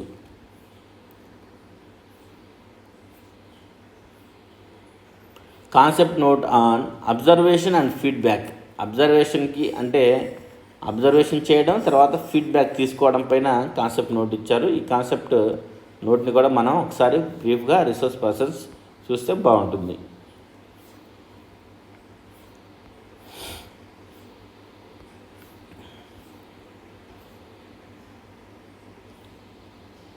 తర్వాత సపోర్టింగ్ ఆంధ్రాస్ లెర్నింగ్ ట్రాన్స్ఫర్మేషన్, అంటే సాల్ట్ ప్రోగ్రామ్ అంటారు. ఎఫ్ఎల్ఎన్ ప్రోగ్రామ్, సాల్ట్ ఏంటి, ఎఫ్ఎల్ఎన్ ఏంటి, తర్వాత ఎఫ్ఎల్ఎన్ 60 days ప్రోగ్రామ్ ఏంటి, ఎఫ్ఎల్ఎన్ 120 days ప్రోగ్రామ్ ఏంటి, ఇవన్నీ కూడా బ్రీఫ్గా అర్థం చేసుకునే ప్రయత్నం చేద్దాం. సెషన్ 2లో సెల్ఫ్ అవేర్నెస్ అని సబ్జెక్ట్ స్పెసిఫిక్ కాంప్లెక్సెస్లో టాపిక్ ఉంది. అదేవిధంగా ప్రైమరీ కాంప్లెక్సెస్లో ప్లే బేస్డ్ పెడగాజీ అనే కాన్సెప్ట్ ఉంది. ఆ కాన్సెప్ట్కి సంబంధించిన డిస్కషన్స్ ఇప్పుడు మనం చూద్దాము. దానికంటే ముందు మనం సాల్ట్ ప్రోగ్రామ్ ఏంటి, అంటే FLN programme for school complex ఏంటి అనేది ఒకసారి అర్థం చేసుకునే ప్రయత్నం చేద్దాం. Salt programme supporting Andhra's learning transformation FLN programme for school complex. ఇదేంటంటే సాల్ట్ ప్రోగ్రామ్ ఏంటంటే సపోర్టింగ్ ఆంధ్రాస్ లెర్నింగ్ ట్రాన్స్ఫర్మేషన్ అనేది దీని అబ్రివేషన్. ఇంట్రడక్షన్ ఏంటి చూద్దాము. ఇదేనంటే స్టేట్ వైడ్ ప్రోగ్రామ్. దీన్ని రన్ చేసేది ఎవరంటే సమగ్ర శిక్ష state implementation society, government of Andhra Pradesh. దీని యొక్క ఎయిమ్ ఏంటంటే to improve the quality and management of foundational learning and elementary and secondary education across all districts of the state. మన స్టేట్లో ఉండే అన్ని డిస్ట్రిక్ట్స్లో elementary, foundation learning and elementary and secondary education, వీటన్నిటిలో కూడా బేసిక్స్ని మనం అచీవ్ చేయడమే దీని యొక్క లక్ష్యం అన్నమాట. The programme is funded by the world bank. దీనికి ఫండ్ చేస్తుంది ఎవరంటే వరల్డ్ బ్యాంక్ టీమ్ అన్నమాట. And will be implemented by the government. దీనికి ఇంప్లిమెంట్ చేసేది గవర్నమెంట్, కానీ ఫండింగ్ ఇచ్చేది మాత్రం వరల్డ్ బ్యాంక్. ప్రథమ్ దీనికి ఏంటంటే కన్సల్టెంట్గా పనిచేస్తుంది. ప్రథమ్ ఫౌండేషన్ వాళ్ళు దీనికి కన్సల్టెంట్గా పనిచేస్తున్నారు. Technical support to provide technical support to the సమగ్ర శిక్షకి కావాల్సిన టెక్నికల్ సపోర్ట్ ఇవ్వడానికి ప్రథమ్ ఫౌండేషన్ వాళ్ళు పనిచేస్తున్నారు. తర్వాత వీళ్ళు ఏంటంటే early childhood education to improve foundation learning of children age 3 to 8. దీనిపైన ఎఫ్ఎల్ఎన్ అంటే ఏంటంటే 3 to 8 years ఉన్న పిల్లల యొక్క ఫౌండేషనల్ లెర్నింగ్, అంటే లాంగ్వేజెస్ కానివ్వండి, లేకపోతే మ్యాథ్స్, న్యూమరికల్ ఆస్పెక్ట్స్, తర్వాత 4 బేసిక్ ఆపరేషన్స్, ఇలాంటి వాటిపైన ఎక్కువగా ఫోకస్ ఉంటుందన్నమాట as part of SALT programme. The programme is 4-year partnership. ఈ ప్రోగ్రామ్ ఎన్ని సంవత్సరాలు ఉంటుంది అంటే 4 years మాత్రమే ఉంటుంది. 4 years ఉంటుంది. ఆ 4 years కూడా 2022 నుండి 26 వరకు ఉంటుందన్నమాట. అంటే ఇప్పుడు మనం 23 చివరిలో ఉన్నాం కాబట్టి ఆల్మోస్ట్ సగం అయిపోయింది. Pratham will aim to implement the SALT programme through localised state context aligned activities and innovations for improving the quality of education in anganwadis and grade 1 and grade 2 government స్కూల్స్లో grade 1 అంటే 1వ తరగతి 2వ తరగతి, అంటే ఇప్పుడు మనకి మెర్జింగ్ అయిపోయిన తర్వాత మిగిలిన 2 క్లాసెస్ ఉంటాయి కదా, ఆ 2 క్లాసెస్ ప్లస్ దానితో పాటు అంగన్వాడీస్లో ఈ ఏంటంటే క్వాలిటీ ఎడ్యుకేషన్ని ఇంప్రూవ్ చేయడానికి ప్రథమ్ ఫౌండేషన్ వాళ్ళు దీనిపైన పనిచేస్తారు. అంటే localised state context aligned activities వీళ్ళు డెవలప్ చేస్తారు. అంటే ప్రపంచవ్యాప్తంగా ఇంప్లిమెంట్ చేసే యాక్టివిటీస్ కొన్ని ఉండవచ్చు, వాటిని మన కాంటెక్స్ట్కి, మన నేటివిటీకి వీళ్ళు లోకలైజ్ చేస్తారనమాట. తర్వాత అంగన్వాడీస్లో grade 1 grade 2 జరిగే స్కూల్స్లో వీటిని ఇంప్లిమెంట్ చేస్తాం మనం. This will be done in part through ఒకటి ఏంటంటే the development of transformational road map for the early childhood education and foundational learning continuum. రెండోది ఏంటంటే building the capacities of anganwadis workers and early grade teachers. ఏంటంటే development of transformational road map ఈ విద్యా వ్యవస్థల యొక్క transformation మార్పు జరగాలంటే దానికి సంబంధించిన రోడ్ మ్యాప్, తర్వాత అంగన్వాడీ వర్కర్స్ లేదా 1-2 క్లాసెస్ టీచ్ చేసే టీచర్స్ యొక్క కెపాసిటీని బిల్డప్ చేయడం, కెపాసిటీ బిల్డింగ్ చేయడం కూడా దీంట్లో భాగంగా జరుగుతుంది. వాస్తవానికి ఏంటంటే అంగన్వాడీస్ గ్రేడ్ 1 గ్రేడ్ 2కి సంబంధించిన ఆల్రెడీ ప్యారలల్గా 2 ట్రైనింగ్ ప్రోగ్రామ్స్ జరుగుతున్నాయి. అవి ఏంటంటే 3 years అంటే 2026 వరకు జరిగే ఈ ట్రైనింగ్ ప్రోగ్రామ్స్లో మనకి జ్ఞానప్రకాష్, జ్ఞానజ్యోతి అనే 2 ప్రోగ్రామ్స్ ఉంటాయన్నమాట. ఇవేంటంటే దీన్ని FLN 120 days సర్టిఫికేట్ కోర్స్ అంటారు ఒకటి, ఇంకోటి FLN 60 days సర్టిఫికేట్ కోర్స్ అంటారు. అవన్నీ కూడా నెక్స్ట్ పేరాలో వస్తాయి, ఒకసారి చూడండి. As part of capacity building for anganwadi workers and class 1 class 2 teachers 2 programmes జరుగుతున్నాయి. ఒకటి ఏంటంటే 120 days certificate course for anganwadi workers, తర్వాత 60 days certificate course for grade 1 grade 2 teachers. ఈ 2 ప్యారల్గా జరుగుతున్నాయి అన్నమాట. మనకేంటంటే 60 days అంటే 3 yearsలో 60 days అనుకోవాలి. అంటే పర్ ఇయర్ 20 days అనుకోండి సుమారుగా. ఆ 20 daysలో కూడా మనకి కొన్ని రోజులు ఆన్లైన్లో జరుగుతాయి, కొన్ని రోజులు ఆఫ్లైన్లో జరుగుతాయి. ఫర్ ఎగ్జాంపుల్ 6 days ఆఫ్లైన్లో జరిగింది అనుకుందాం, అంటే ఫిజికల్ ట్రైనింగ్ జరిగితే 14 days ఆన్లైన్లో ట్రైనింగ్ జరుగుతుంది. ఇది 60 days ప్రోగ్రామ్ అనమాట. అంటే 3 yearsలో అప్కమింగ్ 3 yearsలో 60 days కోర్స్ ఉంటుంది. ఇదే విధంగా 40 days 120 days సర్టిఫికేట్ కోర్స్ కూడా ఉంటుందన్నమాట. ఇది 120 days అనేది అంగన్వాడీ వాళ్ళకి 60 days అనేది గ్రేడ్ 1 గ్రేడ్ 2 టీచ్ చేసే టీచర్స్కి అనమాట. ఇవి 2 సర్టిఫికేట్ కోర్సు. ఈ సర్టిఫికేట్స్ ఈ కోర్స్ని సక్సెస్ఫుల్గా కంప్లీట్ చేసిన వాళ్ళకి ఏంటంటే సర్టిఫికేట్ ప్రజెంట్ చేస్తారు. 60-minute detail session plan for school complex training నవంబర్లో ఇప్పుడు మన స్కూల్ కాంప్లెక్స్లో 60 minutes సంబంధించిన టైం ప్లానింగ్ అనమాట. ఈ సెషన్ని ఎలా కంప్లీట్ చేయాలనేది ఇక్కడ ఇచ్చారు. మనకేంటంటే play based pedagogy for class 1 and 2 అనేది మన టాపిక్ కాబట్టి దీనికి సంబంధించిన discuss and practice and the key activities that was learned in the ట్రైనింగ్లో కీ ఆస్పెక్ట్స్ ఏమేమి నేర్చుకున్నాం అనేది మనం దీంట్లో చర్చించవచ్చు. దీనికి సంబంధించిన పీపీటీస్ ఇక్కడ ఇచ్చారండి, క్లియర్గా ఇచ్చారు. పీపీటీస్ లింక్స్ ఇచ్చారు. ఆ లింక్ ఓపెన్ చేసి ఆ పీపీటీలో ఏముందో ఒకసారి చూద్దాం.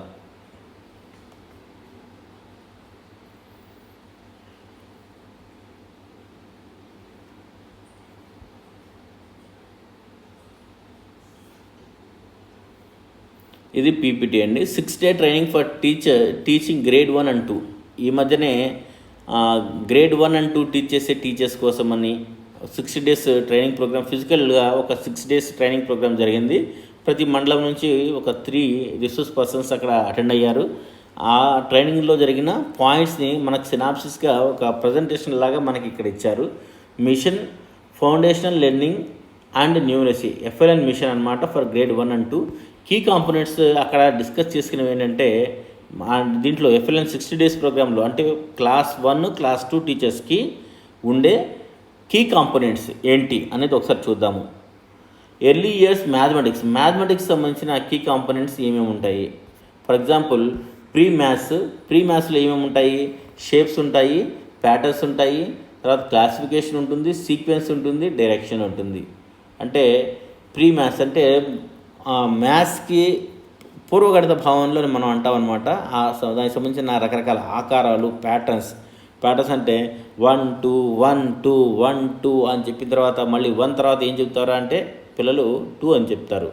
అలా కాకుండా లెఫ్ట్ హ్యాండ్ రైట్ హ్యాండ్ ఇలా చూపించిన తర్వాత నెక్స్ట్ రైట్ హ్యాండ్ చూపించిన తర్వాత ఏ హ్యాండ్ అని చెప్తే వెంటనే పిల్లలు ఆ ప్యాటర్న్ అర్థం చేసుకుని వాళ్ళు చెప్తారు. క్లాసిఫికేషన్ ఏంటంటే రకరకాల ఆకారాలు లేకపోతే వస్తువులు, పిల్లలు ఆడుకునే ఆట బొమ్మలు ఇవన్నీ కూడా క్లాసిఫికేషన్ చేయగలగడం, రకరకాల షేప్స్ని ఉపయోగించి మనం క్లాసిఫికేషన్ చెప్తాం. తర్వాత సీక్వెన్సెస్, డైరెక్షన్స్ ఇవన్నీ కూడా ఇలాగే ఉంటాయి. నంబర్ రికగ్నిషన్ అనేది 1 to 100 జరుగుతుంది. తర్వాత symbol, place value, quantity value. Place value అంటే అప్ టు 100 2 డిజిట్ వరకే ఇక్కడ ప్లేస్ వాల్యూ ఉంటుంది. తర్వాత mental maths, operations, additions, subtraction వరకు మనకి దీనిపైన ఎఫ్ఎల్ఎన్ గ్రేడ్ 1, గ్రేడ్ 2 ఎఫ్ఎల్ఎన్లో దీనిపైన ఫోకస్ ఉంటుంది. Estimation and measurement, data handling ఇవన్నీ కూడా దీంట్లో ఉంటాయన్నమాట. ఈ కాన్సెప్ట్స్ ఏమేమి ఉంటాయి అనేది ఇంకాస్త డీటెయిల్గా దీంట్లో ఇచ్చారు. ప్రీ నెంబర్ కాన్సెప్ట్ ఏంటంటే being able to count and understand the numerical system. కొన్ని న్యూమరికల్ సిస్టంలో కొన్ని వస్తువులు ఇచ్చిన తర్వాత పిల్లలు వాటిని కౌంట్ చేసి చెప్పగలగాలన్నమాట. అంటే ఒక 5 వస్తువులు ఇచ్చాము, 5 వస్తువులు 1 2 3 4 5 అనే ఒక మాట చెప్పగలగాలి. అంటే ఆ కాన్సెప్ట్ అనేది వాళ్ళు బిల్డ్ అవ్వాలన్నమాట. Numbers and operations on numbers. Learning the basics of mathematics like the base 10 system to represent numbers represent చేసే ఆ 10 నంబర్స్ని మనం ఆ కాన్సెప్ట్ని పిల్లలకి చూపించాలి. అంటే 10 వస్తువులా, 10వ వస్తువా, లేదా 9 వస్తువులా, 9వ వస్తువా, ఇలాంటి కాన్సెప్ట్ అనేది మనం పిల్లల్లో ఇంజెక్ట్ చేయాలి. Shapes and spatial understanding. Perform simple competitions in up to 3 digit numbers and apply them in daily life activities. Daily life యాక్టివిటీస్లో 100 వరకు నంబర్స్ని ఉపయోగించుకుంటూ వాళ్ళు పిల్లలు మ్యాథ్స్ని ఉపయోగించగలగాలి. తర్వాత రకరకాల measurements, addition, subtraction, multiplication, division ఆ నంబర్స్ అప్ టు 3 digits. అంటే మల్టిప్లికేషన్ అనే కాన్సెప్ట్ మనకు ప్రయారిటీ కాకపోయినా కూడా దీంట్లో వచ్చే ఎడిషన్స్ ద్వారా మల్టిప్లికేషన్ కాన్సెప్ట్ని పరిచయం చేస్తాము. అది కూడా అప్ టు 3 digits, అంటే మ్యాక్సిమం 99 100 వరకు అనుకోండి. ఆ నెంబర్స్లో వచ్చే ఎడిషన్స్ని కూడా మనం ఎడిషన్ కాన్సెప్ట్ని సెపరేట్గా మనం టీచ్ చేయకపోయినా కూడా ఈ దీంట్లో ఎడిషన్స్ అనే కాన్సెప్ట్ అనేది టచ్ అవుతుంది. తర్వాత మ్యాథ్స్ క్లాస్ రూమ్ ఫ్రేమ్వర్క్ ఎలా ఉండాలి ఏంటి అనేది ఇక్కడ ఇచ్చారు క్లియర్గా. అంటే ఒక 1.5 hour క్లాస్ రూమో, లేకపోతే 120 minutes 1 hour 20 minutes క్లాస్ రూమో ఏదో ఒకటి ఉందనుకోండి. దానికి సంబంధించిన ప్లానింగ్ ఏ విధంగా ఉండాలి అనేది ఇక్కడ క్లియర్గా ఇచ్చారు. ప్రీ మ్యాథ్స్ కాన్సెప్ట్ కోసం ఒక 15 నిమిషాలు, నంబర్ రికగ్నిషన్ యాక్టివిటీకి సంబంధించిన ఒక 20 minutes, తర్వాత మ్యాథ్ గేమ్స్కి సంబంధించిన 15 minutes, వర్డ్ ప్రాబ్లమ్ చెప్పడానికి ప్లేవే మెథడ్లో వర్డ్ ప్రాబ్లమ్ చెప్పడానికి 10 minutes, ఎస్టిమేషన్ అండ్ మెజర్మెంట్స్ చెప్పడానికి 15 minutes, ఫిజికల్ డెవలప్మెంట్కి ఇంకొక 10 minutes. ఈ విధంగా మనకి ప్లానింగ్ అనేది మనం చేసుకోవచ్చు అని చెప్తున్నారు. Pre math concepts and competencies ఇవి ఇంకా డీటెయిల్గా దాంట్లో వచ్చే కాన్సెప్ట్స్ ఏంటి అనేది కూడా దీంట్లో క్లియర్గా ఎక్స్ప్లెయిన్ చేశారు. For example shapes, patterns, classification అంటే sorting things based on characteristics and classification అంటే వాటి యొక్క గుణగణాల గురించి, రంగులు, తర్వాత ఆ వస్తువులు, ఆ ఆకారాలు, తర్వాత ఆ ఘనాలు, ద్రవాలు ఇవన్నీ ఉంటాయి కదా, వీటిని బేస్ చేసుకుని క్లాసిఫికేషన్ అనమాట. తర్వాత next 4th one comparison. Direction సంబంధించి డైరెక్షన్ అంటే up, down, left, right, equal to, beside, between, under, beneath ఇవన్నీ కూడా డైరెక్షన్స్ అని డైరెక్షన్ పార్ట్లో వస్తాయన్నమాట. Pre math classroom transaction ఏ విధంగా ఉంటుందో ఇక్కడ మనకి క్లియర్గా ఇచ్చారు. ఆ 10 minutes అనేది మనం ఏ విధంగా డివైడ్ చేసుకోవచ్చు, ఒక 1 weekకి ఏ విధంగా డే 1 నుంచి డే 5 వరకు for example concept wise focus on each డేలో మనం ఏ విధంగా ప్లాన్ చేసుకోవచ్చు అనేది ఒక సజెస్టివ్ మెజర్గా ఇక్కడ మనకి ఇచ్చారు. Time to work in small గ్రూప్స్లో ఏ విధంగా మనం వర్క్ చేయొచ్చు. తర్వాత నంబర్ సెన్స్, నంబర్ చాట్ అంటామన్నమాట. ఈ నంబర్ చాట్స్ని ఉపయోగించుకోవడము మనకి కాన్సెప్ట్ బిల్డప్ చేయడానికి మనకి చాలా చాలా ఉపయోగపడుతుంది. రీడింగ్ నంబర్స్ అంటే 1 to 100 numbers వరకు ఒక 10x10 ఒక బాక్స్ లాగా, చెక్స్ లాగా మనం గీసి, లేకపోతే చార్ట్స్లో మనం ముందే తయారు చేసి, లేకపోతే ప్రింట్అవుట్ తీసి మనం ఆ కాన్సెప్ట్ని బిల్డ్ చేసే ప్రయత్నం మనం చేయొచ్చు. నంబర్ సెన్స్ కట్టా పుల్లలు అనేది ఉంటుంది. కట్ట అంటే 10 పుల్లల్ని ఒక కట్టలాగా తయారు చేసి, తర్వాత 10 పుల్లల్ని విడివిడిగా ఉంచి కట్టా పుల్లలతో మనం మా పిల్లలకి ఆటల ద్వారా మనం వాళ్ళకి మ్యాథ్స్ని నేర్పిస్తామన్నమాట. ఇది చాలా చాలా ఫన్నీగా ఉంటుంది. పిల్లలు చాలా ఇంట్రెస్ట్ కూడా చూపిస్తారనమాట. కట్టాపుల్లల హౌస్ అనేది ఒకటి ఉంటుంది. కట్టాపుల్లల్ని బోర్డు పైన గీయగలుగుతారు. ఒక 10 వాటిని ఒక బండిల్లాగా తయారు చేస్తారు. ఇవన్నీ కూడా కట్టాపుల్లల యాక్టివిటీస్లో మనకి ఉంటాయన్నమాట. తర్వాత మ్యాథ్ గేమ్స్ ఏ విధంగా ఉంటాయంటే, there can be 3 groups in క్లాస్లో ఒక 3 గ్రూపులాగా మనం తయారు చేసుకోవచ్చు. అంటే 0 to 9, 10 to 50, 51 to 99.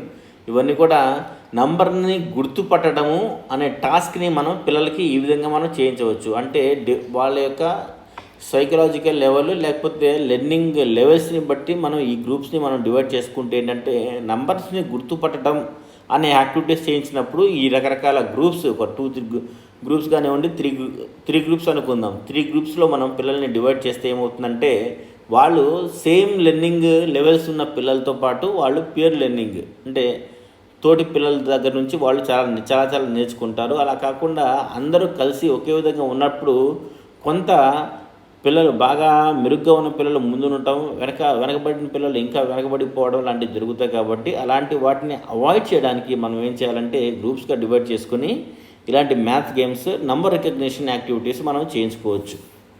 తర్వాత వర్డ్ ప్రాబ్లమ్స్, ఎడిషన్ సబ్ట్రాక్షన్ సంబంధించిన వర్డ్ ప్రాబ్లమ్స్ అనేది కాన్సెప్ట్స్ని మనం ఎలా బిల్డ్ చేయొచ్చు, దానికి సంబంధించిన యాక్టివిటీస్ ఏంటి అనేది కూడా ఇక్కడ క్లియర్గా ఇచ్చారు. Steps to conduct the word problems activities, ఇక్కడ 1 by 1 స్టెప్స్ అన్నీ కూడా క్లియర్గా ఇచ్చారు. తర్వాత రిఫ్లెక్షన్ ఏంటంటే, which component of maths do you feel the most confident to teach and which component do you need to practice more అనేది ఇచ్చారు. అంటే ఏ కాన్సెప్ట్ని మనం టీచ్ చేయడానికి చాలా కాన్ఫిడెంట్గా ఉన్నాము, దేంట్లో ఇంకా ప్రాక్టీస్ అవసరం అనేది మనకి చెప్తున్నారు. తర్వాత ఏంటంటే, కోఆర్డినేషన్ విత్ అంగన్వాడీస్ని కోఆర్డినేట్ చేసుకుంటూ ఏం చేయాలి. తర్వాత సబ్జెక్ట్ స్పెసిఫిక్ కాంప్లెక్స్లో classroom innovation teaching practices ఏంటి అనేది ఇక్కడ ఇచ్చారు. బహుశా కోఆర్డినేషన్ విత్ అంగన్వాడీస్ ఇక్కడ చూసుకోవచ్చు మనం. సబ్జెక్ట్ స్పెసిఫిక్ కాంప్లెక్స్లకు సంబంధించిన డిస్కషన్ పాయింట్ ఇక్కడ మనం చూసుకోవచ్చు. తర్వాత ఏంటంటే, discuss and practice on Jnanajyothi Jnanaprakash content points that were being trained in DRP training. Highlight the activities that need more focus for child's development in your class. Check the training manual attached for your reference. Jnanajyothi Jnanaprakash ట్రైనింగ్స్లో participate చేసిన DRPs ఎవరైతే ఉన్నారో వాళ్ళ యొక్క అనుభవాలని దీంట్లో ఇక్కడ మనం పంచుకోవచ్చు. మెయిన్గా మనం అర్థం చేసుకోవాల్సింది ఏంటంటే, తరల్ అని ఎక్కడైనా వచ్చిందంటే అది 3, 4, 5 క్లాసెస్కి ఉంటుందండి. తర్వాత జ్ఞానప్రకాష్ అని వచ్చిందంటే అది 1, 2 క్లాసెస్కి ఉంటుంది. తర్వాత జ్ఞానజ్యోతి అని వచ్చిందంటే అది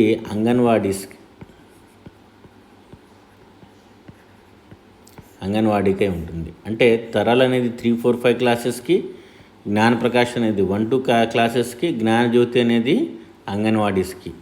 అంటే తరల్ అనేది మామూలుగా జరుగుతుంది. జ్ఞానప్రకాష్ అంటే 60 days సర్టిఫికేట్ కోర్స్ అంటాం దీన్ని. జ్ఞానజ్యోతి అంటే 120 days సర్టిఫికేట్ కోర్స్ అంటాం. తర్వాత టేక్ అవే అని చెప్పి మనకు ఒక మదర్ ఎంగేజ్మెంట్ యాక్టివిటీస్ ఒక యూట్యూబ్ లింక్ ఇచ్చారు. ఆ యూట్యూబ్ లింక్లో ఏముందో కూడా చూద్దాము. దాని తర్వాత జ్ఞానప్రకాష్లో రీసెంట్గా జరిగిన 6 days ట్రైనింగ్ ఏదైతే ఉందో దాంట్లో ఏమేమి నేర్పించారు, డిఆర్పిస్ ఏ విధంగా పార్టిసిపేట్ చేశారనేది కూడా ఒకసారి చూద్దాము. టేక్ అవే ఏంటంటే, ఇక్కడ మదర్ ఎంగేజ్మెంట్కి సంబంధించిన ఒక యాక్టివిటీ ఉంది, అది కూడా చూద్దాం. చూడండి.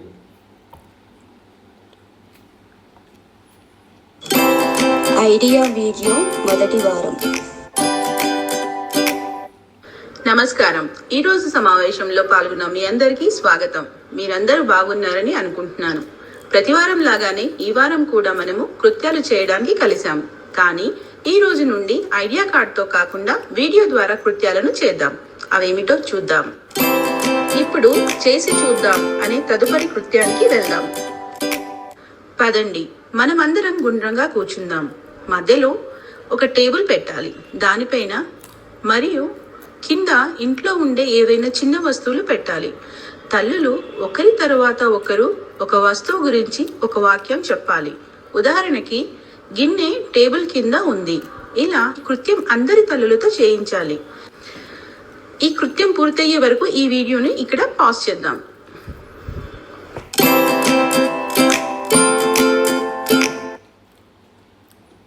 అందరు తల్లులు ఈ కృత్యాన్ని ఆనందిస్తూ చేశారని ఆశిస్తున్నాను.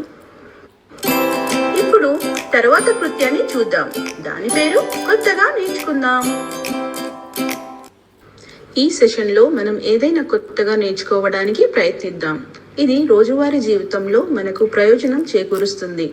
ఈ వారం మనం మొబైల్ని ఉపయోగించి యూట్యూబ్ నుండి పిల్లల కోసం పాటలు మరియు కథలు ఎలా వెతకాలి దీన్ని అర్థం చేసుకుందాం. నమస్కారం.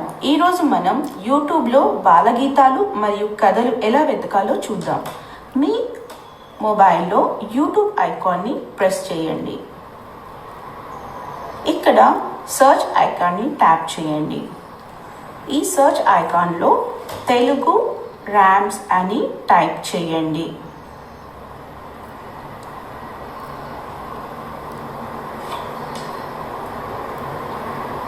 చూసారా, ఇక్కడ చాలా రకాల తెలుగు ర్యామ్స్ అనేది మనం చూడవచ్చు. ఇప్పుడు నాకు కావాల్సింది చుక్కు చుక్కు రాయిలు. నేను ఇక్కడ చుక్కు చుక్కు రాయిలు అని టైప్ చేస్తాను.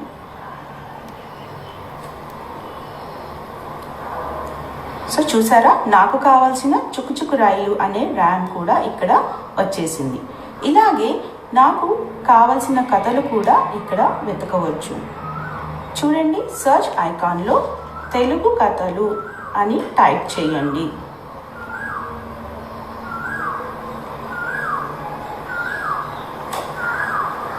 చూసారా, ఇక్కడ చాలా రకాల కథలు వచ్చాయి. ఇక్కడ నాకు కావాల్సిన కథ కుందేలు తాబేలు. ఇక్కడ సర్చ్ ఐకాన్లో కుందేలు తాబేలు కథ అని టైప్ చేశాను. చూసారా, నాకు కావాల్సిన కుందేలు తాబేలు కథ ఇక్కడ వచ్చేసింది. ఇలాగా మీకు కావాల్సిన కథలు బాలగీతాలు ఈ యూట్యూబ్లో వెతకవచ్చు. Thank you. ఈ వీడియో మీకు ఉపయోగపడుతుందని ఆశిస్తున్నాను. మళ్ళీ వారం మీ అనుభవాన్ని పంచుకోండి. పదండి, ఇప్పుడు మనం తరువాత కృత్యానికి వెళ్దాం. దాని పేరు ఇంటికి వెళ్ళి పిల్లలతో చేయిద్దాం. చిత్రంలో చూపించిన విధంగా పేపర్పై పెన్సిల్తో ఒక పువ్వు గీయండి. పిల్లలకు పువ్వు చుక్కల రూపంలో పెట్టి ఇవ్వండి. పిల్లలకు చుక్కలు కలుపుతూ పువ్వును గీయమని చెప్పండి. తరువాత వారికి నచ్చిన రంగును వేయమని చెప్పండి. పిల్లలు ఈ వర్క్షీట్ చేస్తూ ఆనందించారా? ఈ అనుభవాన్ని మాతో పంచుకోండి. నేటి 60 days సర్టిఫికేట్ కోర్సులో భాగంగా డిఆర్పిస్ ట్రైనింగ్ మనకి జరిగింది కదా 2 months బ్యాక్. ఆ డిఆర్పిస్ ట్రైనింగ్స్లో కొన్ని యాక్టివిటీస్లో, అంటే ఒకరోజు జరిగిన యాక్టివిటీస్లో ఒక సెషన్లో పార్టిసిపేట్ చేసిన డిఆర్పిస్ చేసిన యాక్టివిటీస్ అన్నీ కూడా ఇక్కడ ఉన్నాయి, మనకి స్క్రీన్ పైన కనిపిస్తున్నాయి. ఇవన్నీ ఒకసారి చూడండి. ఇవన్నీ కూడా ఒక క్లాస్ రూమ్లో జరిగిన యాక్టివిటీస్ మాత్రమే. ఈ యాక్టివిటీస్ అన్నీ కూడా చాలా టీచర్స్ అంటే రిసోర్స్ పర్సన్స్ చాలా చక్కగా పార్టిసిపేట్ చేశారు. అవేంటో స్కూల్ మేళాకు సంబంధించిన యాక్టివిటీ ఇది. స్కూల్ మేళాలో ఏమేమి ఉంటాయి ఏంటి అనేది ఒక యాక్టివిటీస్లో బ్రీఫ్గా చూసుకునే ప్రయత్నం చేద్దాము. అంటే పిల్లల్ని మనం గ్రేడ్ 1 గ్రేడ్ 2 పిల్లల్ని మన వైపు ఆకర్షించడానికి మనం ఇలాంటి చిన్న చిన్న టెక్నిక్స్ మనం ఉపయోగిస్తూ ఉంటే స్కూల్ ఓపెన్ చేసినప్పుడు లేకపోతే రెడీనెస్ మేళా లాంటివి పెట్టినప్పుడు మనం ఇలాంటి చక్కటి యాక్టివిటీస్ పెట్టి కలర్ఫుల్గా జిగేలుగా మనం పిల్లల్ని ఆకర్షిస్తే వాళ్ళు ఎప్పుడు నేను గవర్నమెంట్ స్కూల్లోనే జాయిన్ అవుతాను అని చెప్తారు. మన స్కూల్ని దాటి ఎక్కడికి వెళ్ళరు. కొన్ని చూడండి, ఇక్కడ ఇలాంటి యాక్టివిటీస్ మనం చేయించవచ్చు అన్నమాట. ఇది రిజిస్ట్రేషన్, స్వాగతం చెప్తూ రిజిస్ట్రేషన్. తర్వాత ఇక్కడ రిసోర్స్ పర్సన్స్ చూడండి ఎంత చక్కగా ఆటలాడుతూ ఎలా చేస్తున్నారు. పిల్లల్ని కూడా ఈ విధంగా మనం ఆటలాడిస్తూ మనం వాళ్ళకి స్వాగతం చెప్పాలన్నమాట. ఇవన్నీ కూడా తొక్కుడు బిళ్ళ, రైటా రాంగా అనేవి చూడండి. చూడండి ఈ విధంగా. తర్వాత రకరకాల బొమ్మలకి రంగులు వేయించడం, ఇందాక మనం చెప్పుకున్నట్టుగా షేప్స్ డ్రా చేసి పేపర్ పైన షేప్స్ డ్రా చేసి వాటికి కలర్స్ అక్కడే మనం డిస్ప్లే చేసి రంగులు వేయమని చెప్పడం, ఇలాంటివి కూడా పిల్లలు చాలా ఇంట్రెస్ట్గా చేస్తుంటారు. తర్వాత చూడండి, ఇక్కడ చక్కగా రకరకాల రంగులు అందుబాటులో పెడితే చేస్తారు. ఈ రకరకాల యాక్టివిటీస్ని కూడా మనం చేయొచ్చు.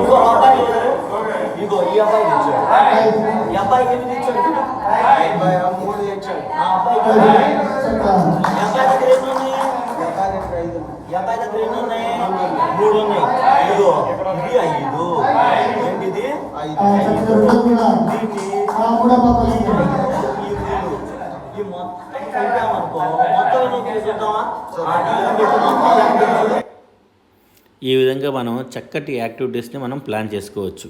ఇక్కడ చూడండి,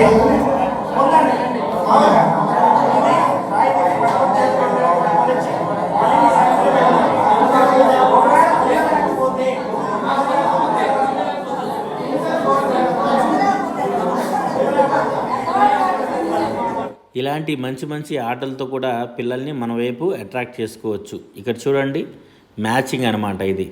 ఈ విధంగా మ్యాచింగ్ కూడా మనం చేయించవచ్చు. మ్యాచింగ్ యాక్టివిటీస్ ఇవన్నీ కూడా.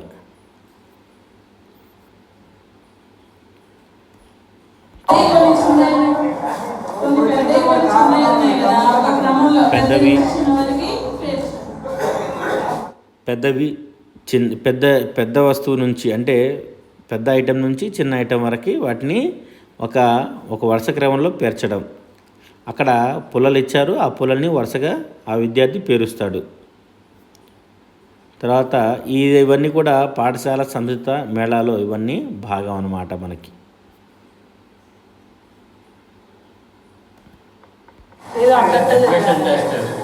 అయిపోయిందా?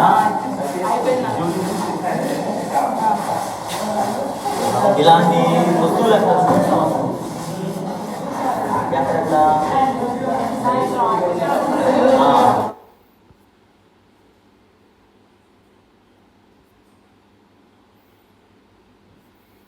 ఈ విధంగా మంచి మంచి ఆటలు పాటల ద్వారా పిల్లల్ని మనం ఒక మేళాలాగా కండక్ట్ చేసి పిల్లల్ని మనం మన వైపు అట్రాక్ట్ చేసుకోవచ్చు.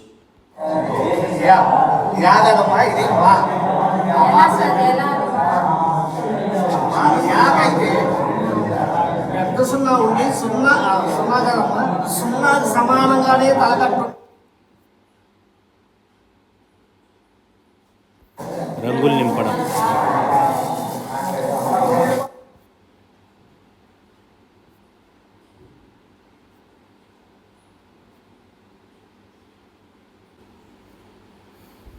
తర్వాత పర్ఫార్మెన్స్ గ్రేడింగ్ ఇండెక్స్ అనే టాపిక్ కూడా ఇచ్చారండి. అంటే మనం ఏ పర్ఫార్మెన్స్లో మన ఇండెక్సెస్ ఎలా ఉన్నాయి, మన ర్యాంక్ ఏ విధంగా ఉంది అనేది దీంట్లో క్లియర్గా ఇచ్చారు. ఏంటంటే PGI is maintained by ministry of education based on UDISE plus and NAS scores every year. ఆంధ్రప్రదేశ్కి ఏంటంటే 7th ర్యాంక్ వచ్చింది 902 స్కోర్తో, ఎప్పుడు 2020-21లో. కానీ 21-22లో చూసుకుంటే మనకి 548 పాయింట్లే వచ్చాయి, 17వ ర్యాంక్ వచ్చింది మనకి. కాబట్టి ఒక డైర్ నీడ్ అనేది ఉంది. అంటే కాస్త మనం జాగ్రత్తగా ఉండాలి, మనం ఎంతో దీనికి ఇంపార్టెన్స్ ఇవ్వాలి. Review the critical indicators in which our state is getting లో స్కోర్. మనకి లో స్కోర్ ఎక్కడెక్కడ వస్తుందో అదంతా మనం చూసుకోవాలన్నమాట. యూడేస్ ప్లస్ డీసీఎఫ్ అంటే data capture format need to be field carefully at the school level. UDISE plus మనం ఏది పెట్టినా కూడా ఏది పడితే అది పెట్టకుండా కాస్త జాగ్రత్తగా ఉండి మనం ఆ డేటా క్యాప్చర్ ఫార్మాట్ని ఫిల్ చేస్తే మనకి మంచి ర్యాంక్ వస్తుంది. ఏరియాస్ ఆఫ్ గ్రోత్, మనం ఏ ఏరియాస్లో మనం వెనకబడి ఉన్నాము, లేకపోతే ఏ ఏరియాస్లో మనం ఇంకా డెవలప్ అవ్వాల్సి ఉంది అనేది ఒకసారి ఇక్కడ క్లియర్గా ఇచ్చారు. ఈసీసీఈ అండ్ ఐసీటీ ల్యాబ్స్లో మనం ఎక్కడున్నామో ఒకసారి చూద్దాము. Total number of students having pre school experience in either same school or another school or anganwadi or ECC centre. అంటే టోటల్ నెంబర్ ఆఫ్ స్టూడెంట్స్ ఎంతమంది పిల్లలకి ప్రీ స్కూల్ అందుతుంది, ప్రీ స్కూల్ ఎక్స్పీరియన్స్ అందుతుంది అంటే 2,84,990 అన్నమాట. మొత్తం క్లాస్ 1కి వచ్చే పిల్లలు ఎంతమంది అంటే 6,22,809. అంటే 6 లక్షల పైగా పిల్లలు ఉంటే దాదాపుగా దాంట్లో సగం కూడా లేరనమాట ప్రీ స్కూల్ ఎక్స్పీరియన్స్ చూస్తున్న వాళ్ళు. ఇది చాలా చాలా ఇంపార్టెంట్. ఇక్కడ ఏంటంటే పర్సంటేజ్ ఇస్తారు, ఇక్కడ స్కోర్ ఇస్తారు. దీనికి సంబంధించిన సోర్స్ ఏంటి అనేది ఇక్కడ ఇస్తారనమాట. యూడేస్ ప్లస్లో మనం నింపే ఫామ్లోనే ఇవన్నీ కూడా ఈ డేటా మొత్తం ఉంటుంది. తర్వాత number of schools having ICT labs information and communication technology labs ఉన్న స్కూల్స్ ఎన్ని అంటే చూడండి, ఒక 10% కూడా లేవు. 984 ఉన్నాయి. మొత్తం total number of government and government aided schools classes upper primary and above ఇవన్నీ కూడా ఎన్ని ఉన్నాయంటే 12,000 పైచలకు ఉంటే 984 స్కూల్స్ కూడా అవన్నీ లేవు. Smart classes and science labs గురించి కూడా డేటా ఇక్కడ ఇచ్చారు. Number of schools having smart classes facility 12,881. Total number of schools చూసుకుంటే 61,941. అంటే 60,000 పైచీలకు స్కూల్స్ ఉంటే వాటిలో స్మార్ట్ క్లాసెస్ ఉన్నది ఎంత 12,000 మాత్రమే, సుమారుగా 13,000 అనుకోండి. ఈ విధంగా మనం చాలా పాయింట్స్లో వెనకబడి ఉన్నాము. ఆ వెనకబడిన పాయింట్స్ని కూడా మనం రికవర్ చేసుకుంటూ మనం ముందుకెళ్ళాలి. Total number of schools having integrated science labs up to secondary level. అంటే 10th క్లాస్ వరకు సైన్స్ ల్యాబ్ ఉన్న స్కూల్స్ ఎన్నంటే 7,000 కూడా లేవు. మొత్తం స్కూల్స్ యాక్చువల్గా ఉన్న సెకండరీ లెవెల్ వరకు ఉన్న స్కూల్స్ ఎన్నంటే 11,877. దాదాపుగా 12,000 ఉంటే ఇక్కడ 7,000 కూడా లేవు. Total number of schools having separate science lab for higher secondary level with science streams ఏంటంటే 2,476. ఇవి పర్వాలేదు, 91% వరకు ఉన్నాయి. Total number of schools having higher secondary level with science stream ఈ స్కూల్స్ అనేవి మొత్తం 2,701 ఉన్నాయి.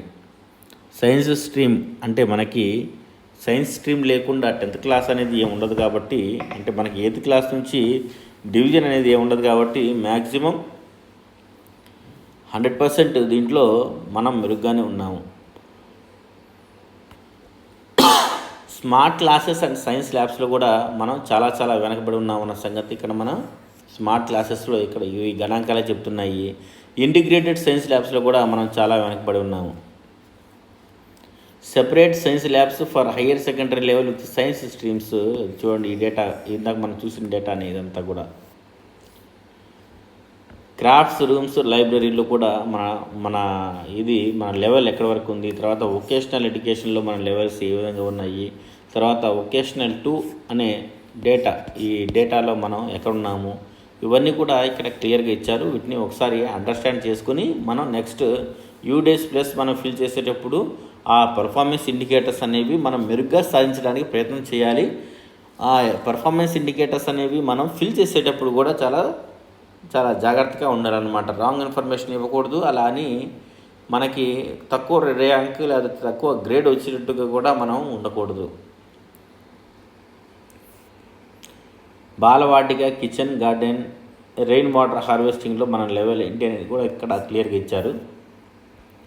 సిడబ్ల్యూఎస్ఎన్ పిల్లల విషయంలో having assistive tech based solution for CWSN స్టూడెంట్స్కి ఈ assistive tech based solutions for CWSN students ఇవన్నీ ఉన్నది ఎంత అంటే 3,000 స్కూల్స్లోనే ఉన్నాయి.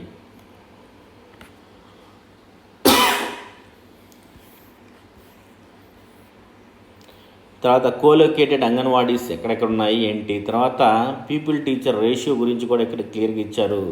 Number of schools having PTR less than or equal to 30 at primary లెవెల్లో పీటీఆర్ లెస్ దాన్ 30 ఉన్న స్కూల్స్ ఏంటంటే దాదాపుగా 28,500 స్కూల్స్. మొత్తం స్కూల్స్ ఏంటంటే 38,430. అంటే దాదాపుగా 75% వరకు పీటీఆర్ లెస్ దాన్ 30 ఉందిలే. కానీ అంటే ఇంకా 25%లో 30 కంటే ఎక్కువ ఉన్నారనమాట. యాక్చువల్గా ఆర్టీ ఏం చెప్తుంది, ఎవ్రీ 30 టీచర్స్కి స్టూడెంట్స్కి ఒక టీచర్ కంపల్సరీగా ఉండాలని చెప్తుంది అనమాట.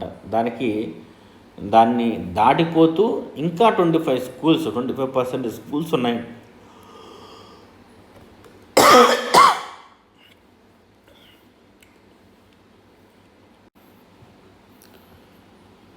పీటీఆర్ గురించి చూసుకుంటే పీపుల్ టీచర్ రేషియో అనమాట. ఇది <30 ఉండాలని ఆర్టీఈ చెప్తుంది.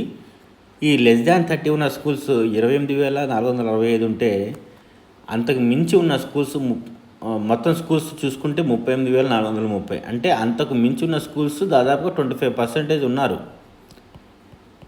<30 ఉన్నదేమో 75%.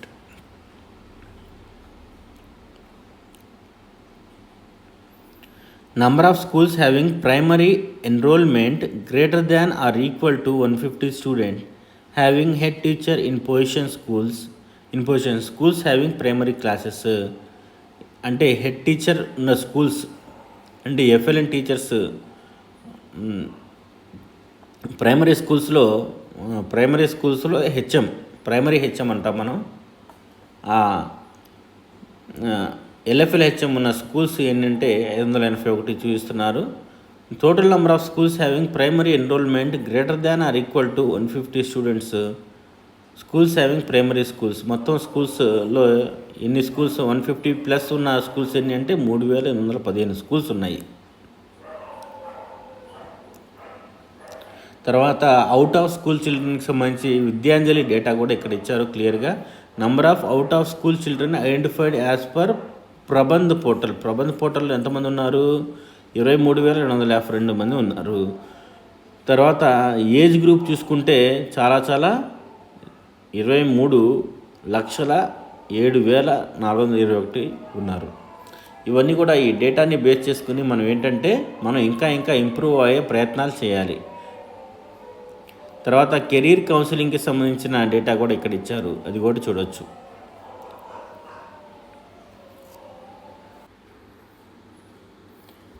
తర్వాత orientation on sustainable development goals SDGs sustainable development గోల్స్కి పైన ఓరియంటేషన్ అనమాట. ఎవరికంటే field functionaries and district teams. SDG ఇండికేటర్స్లో ఒక మొత్తం టోటల్ 11 ఇండికేటర్స్ ఉంటాయండి. ఆ 11 ఇండికేటర్స్ మనకి ఇచ్చారు క్లియర్గా.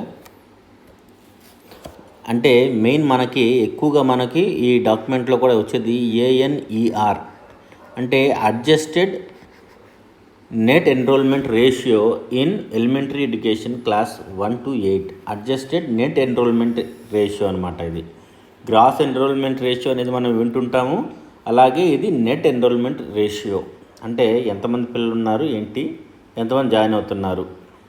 తర్వాత రెండోది ఏంటంటే average annual dropout rate at secondary level. Class 9 to 10 వెళ్ళేటప్పటికి ఎంతమంది డ్రాప్ అవుతున్నారు.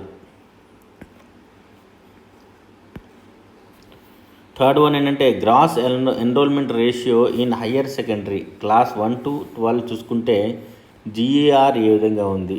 Fourth percentage of students in grade 8th achieving at least a minimum proficiency level in terms of nationally defined learning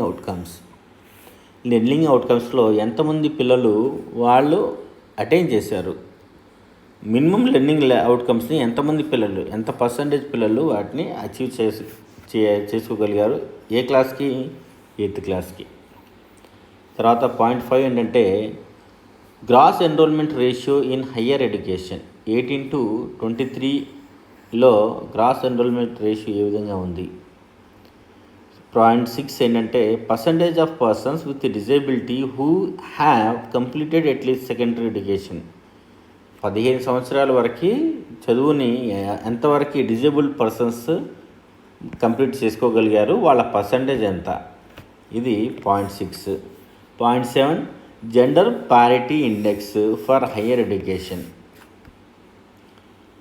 అంటే స్త్రీ పురుషుల యొక్క నిష్పత్తి ఏ విధంగా ఉంది. తర్వాత 0.8 చూద్దాం. Percentage of persons who are literate. 15 సంవత్సరాలు దాటిన వాళ్ళలో ఎంతమంది లిటరేట్స్ ఉన్నారు అంటే చదవడం, రాయడం, అర్థం చేసుకోవడం ఎంతమందికి వచ్చు. 9th పాయింట్ ఏంటంటే percentage of schools with access to basic infrastructure. Current ఉందా, మంచినీళ్ళు తాగడానికి వాటర్ ఉందా, ఇలాంటి బేసిక్ ఇన్ఫ్రాస్ట్రక్చర్ ఉన్న స్కూల్స్ పర్సంటేజ్ ఎంత.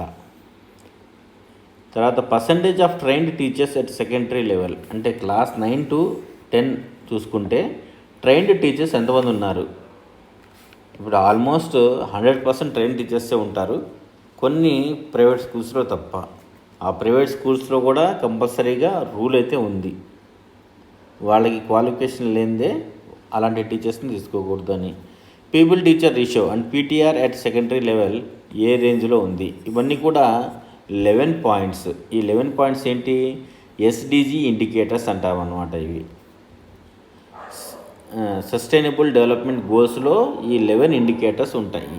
ఇది ఎవరికి సంబంధించి, స్కూల్ ఎడ్యుకేషన్ సంబంధించి, క్వాలిటీ ఎడ్యుకేషన్ సంబంధించి ఈ 11 ఇండికేటర్స్ ఉంటాయి. UDISE data and SDG and other indicators such as PGI and సెకి అండ్ ఎస్ఈక్యూఐ, వీటికి సంబంధించి ఎస్డిజి అంటే ఏంటి, sustainable development goals. Performance grading index అంటే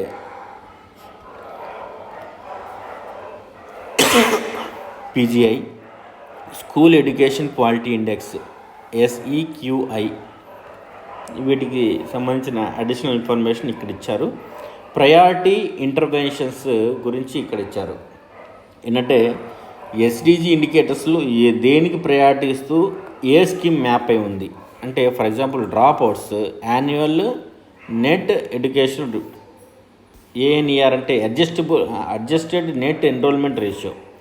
adjusted net enrolment ratio drop out సంబంధించి ఈ రేషియోని అటెండ్ చేయడానికి అమ్మఒడి ఉంది, జగనన్న విద్యా కానుక ఉంది. ఇవన్నీ కూడా పర్సంటేజ్తో అంటే అటెండెన్స్ పర్సంటేజ్తో లింకప్ చేస్తున్నారు.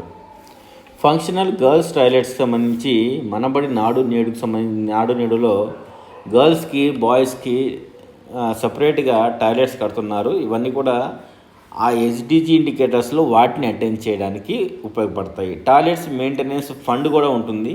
ఇవి అమ్మఒడి నుంచి మనం 1000 మినహాయిస్తాం కదా, దాటిని టీఎంఎఫ్కి ఉపయోగిస్తారు. ఇవన్నీ కూడా ఫంక్షనల్ గర్ల్స్ టాయిలెట్స్ అనే ఇండికేటర్ని హైలైట్ చేయడానికి ఉపయోగపడతాయి. బేసిక్ ఇన్ఫ్రాస్ట్రక్చర్కి మనబడి నాడు నేడు ఉంది. తర్వాత స్కూల్ మెయింటెనెన్స్ ఫండ్ ఒకటి ఉంది. మెయిన్గా ఏంటంటే 99% మనబడి నాడు నేడులో ఇవన్నీ కూడా ఎలక్ట్రిసిటీ, డ్రింకింగ్ వాటర్ ఉంటాయి. వీటిని మెయింటైన్ చేయడం అనేది ఎక్కడి నుంచి మీట్ అవుతారు, స్కూల్ మెయింటెనెన్స్ ఫండ్ నుంచి మీట్ అవుతారు. GER of higher education Ammavodi అనమాట. హయ్యర్ ఎడ్యుకేషన్లో జీఈఆర్ సాధించాలంటే దానికి ఏకైక పరిష్కారం ఏంటి అంటే, ప్రస్తుతం ఉన్న స్కీమ్స్లో ఏది అంటే అమ్మఒడి. మనం గత సంవత్సరాలుగా 2018-19 దగ్గర నుంచి చూసుకుంటే 2021-22 మన దగ్గర డేటా ప్రస్తుతానికి అవైలబుల్గా ఉన్నది ఈ సంవత్సరాల వరకే. వీటిలో చూసుకుంటే కోవిడ్తో ఎఫెక్ట్ అయిన కొంత పార్ట్ మాత్రం మనకి ఇక్కడ కాస్త డిక్లైన్ కనిపిస్తూ ఉంటుంది. ఇది కూడా చూడండి, ఇక్కడ డిక్లైన్ కనిపిస్తూ ఉంటుంది. తర్వాత ఇక్కడ కూడా డిక్లైన్ కనిపించిన తర్వాత మళ్ళీ 2021-22కి వెళ్ళేటప్పటికీ కాస్త మనం బెటర్ పొజిషన్లోనే ఉన్నాము. దీంట్లో adjusted net enrolment ratio in elementary ఎడ్యుకేషన్లో, తర్వాత జీఈఆర్ ఇన్ హైయర్ ఎడ్యుకేషన్, తర్వాత percentage of schools with access to electricity, current, తర్వాత వాటర్ ఉన్న స్కూల్స్ విషయంలో, తర్వాత schools with functional girls girls toilet ఉన్న స్కూల్స్ విషయంలో కూడా మనం చాలా పురోగతి సాధిస్తూనే ఉన్నాము. అవుట్ ఆఫ్ స్కూల్ చిల్డ్రన్కి సంబంధించిన బ్రీఫ్ నోట్ ఒకటి ఇచ్చారండి, చూడండి. The children age group 6 to 14 years which were not admitted in any school or never enrolled or comes under OOSC. Children 6 నుంచి 14 సంవత్సరాల వయసు గల పిల్లలు ఎక్కడా ఎన్రోల్ కాకపోతే, ఎక్కడ అడ్మిషన్ తీసుకోకపోతే, వాళ్ళ జీవితకాలంలో ఎక్కడా ఎన్రోల్మెంట్ అయి ఉండకపోతే వాళ్ళని ఏమంటామంటే మనం ఓఓఎస్సీ అంటాం. అంటే అవుట్ ఆఫ్ స్కూల్ చిల్డ్రన్ అంటారు. వాళ్ళ యొక్క ఏజ్ గ్రూప్ ఏంటంటే 6 నుంచి 14, అంటే 6 సంవత్సరాల లోపు ఉన్నా కూడా అవుట్ ఆఫ్ స్కూల్ చిల్డ్రన్ అన్నాము, 14 సంవత్సరాలు దాటితే కూడా అవుట్ ఆఫ్ స్కూల్ చిల్డ్రన్ అన్నాము. ఎందుకంటే 14 సంవత్సరాలు దాటిన తర్వాత అది కంపల్సరీ ఏం కాదు. The children absent for more than 30 days continuously to the school and never enrolled will be treated as out of school children as per NCPCR norms. వాస్తవానికి NCPCR norms ప్రకారం అయితే 30 రోజులు దాటి ఎవరైతే అబ్సెంట్ అవుతారో వాళ్ళందరూ కూడా అవుట్ ఆఫ్ స్కూల్ చిల్డ్రనే. ఐడెంటిఫికేషన్ ఆఫ్ ఓఎస్సీ సర్వే ద్వారా అవుట్ ఆఫ్ స్కూల్ చిల్డ్రన్ ఏ విధంగా మనం ఐడెంటిఫై చేస్తాం అనేది the AP Samagra Shiksha has conducted OOSC survey through consistent rhythm app with the coordination of village ward secretaries యొక్క సేవలను ఉపయోగించుకుంటూ కన్సిస్టెంట్ రిథమ్ యాప్స్ని ఉపయోగించి సమాజ శిక్ష వాళ్ళు ఏం చేశారంటే అవుట్ ఆఫ్ స్కూల్ చిల్డ్రన్ పిల్లలు ఎంతమంది ఉన్నారనేది యుద్ధ ప్రాతిపదికన ఇన్ఫర్మేషన్ గ్యాదర్ చేశారు. వాళ్ళని మళ్ళీ పాఠశాలలో చేరడానికి కావాల్సిన ఏర్పాట్లు కూడా చేశారనమాట. దానికి స్పెషల్ ట్రైనింగ్ సెంటర్స్ ఏమేమి ఉన్నాయి కూడా ఒకసారి మనకి జారీ ఇచ్చారు. Non residential special training centres అంటే NRSTCs అంటాము. అంటే ఈ the NRSTCs should be set up at school point under the supervision of MUO-HM. ఇలాంటి అవుట్ ఆఫ్ స్కూల్ చిల్డ్రన్ని కౌంటర్ చేయాలంటే మనం NRSTCస్ని మనం స్కూల్ పాయింట్కి దగ్గరలోనే మనం పెట్టుకోవాలి. దిస్ నామ్ may be relaxed in case of schools less habitations where the distance is more than 1 kilometer for primary, 3 kilometers for upper primary and also hilly areas, remote areas. ఇవన్నీ కూడా కాస్త 1 kilometer లోపు 3 kilometers upper primary అనేది కాస్త relaxation ఇచ్చారు. తర్వాత residential special training centres RSTCs కూడా ఇచ్చారనమాట.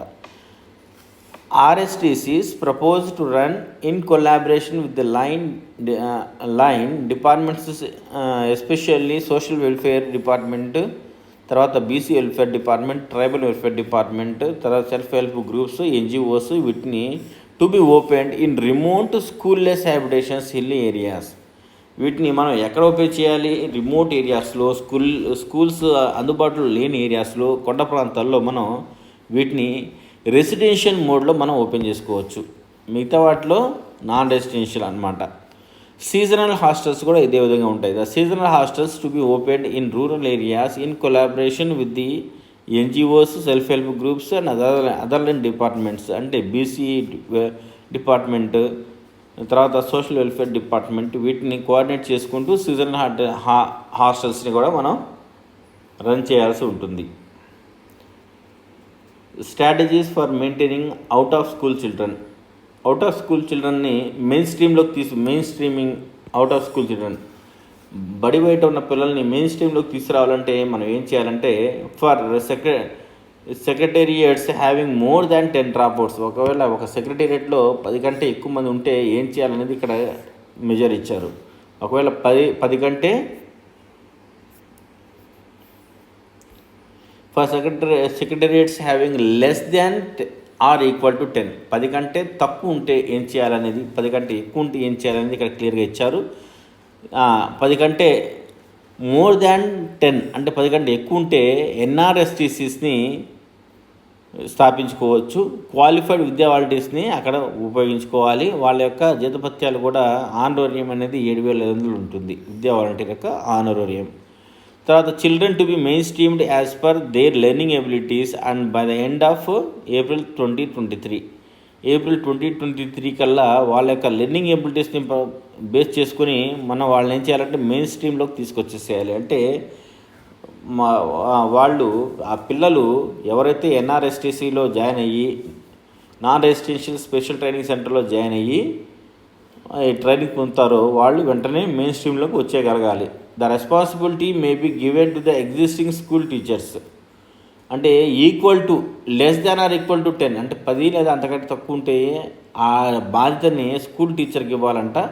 With an incentive of 250 per child per month, ఒక చైల్డ్కి 250 రూపాయలు ఒక నెలకి ఇన్సెంటివ్ ఇచ్చి ఆ బాధ్యతని స్కూల్ టీచర్కి అప్పచెప్పాలి. However incentive to be given only if the child is mainstreamed, ఆ పిల్లవాడు మళ్ళీ యథాలాపంగా తన క్లాస్లోకి అంటే తను ఏ క్లాస్లోకి ఉండాలో ఆ క్లాస్లోకి మళ్ళీ చేరగలిగితేనే అతన్ని మెయిన్ స్ట్రీమ్డ్గా మనం కన్సిడర్ చేస్తాము.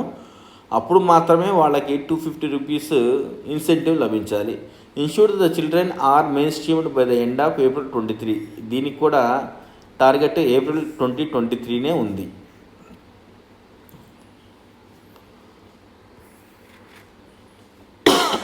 యూడెస్ ప్లస్ డేటా ఎంట్రీ విషయంలో కొన్ని పాయింట్స్ ఇచ్చారు, ఒకసారి చూద్దాము.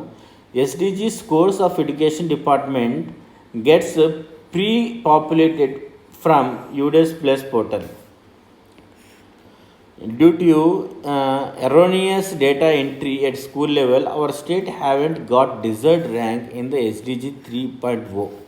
SDG 3.0లో మనకి మంచి ర్యాంక్ రాకపోవడానికి, మంచి అవార్డు రాకపోవడానికి కారణం ఏంటంటే ఎర్రోనియస్ డేటా ఎంట్రీ, అంటే తప్పుల తడగా మనం డేటా ఎంట్రీ చేయడమే. కాబట్టి మనం జాగ్రత్తగా ఉండి డేటా ఎంట్రీ కరెక్ట్గా చేస్తే మనకి తప్పకుండా మన పర్ఫార్మెన్స్ ఇండికేటర్స్ మనం ముందుంటే మనకి అవార్డులు కూడా ఆటోమేటిక్గా వస్తాయి.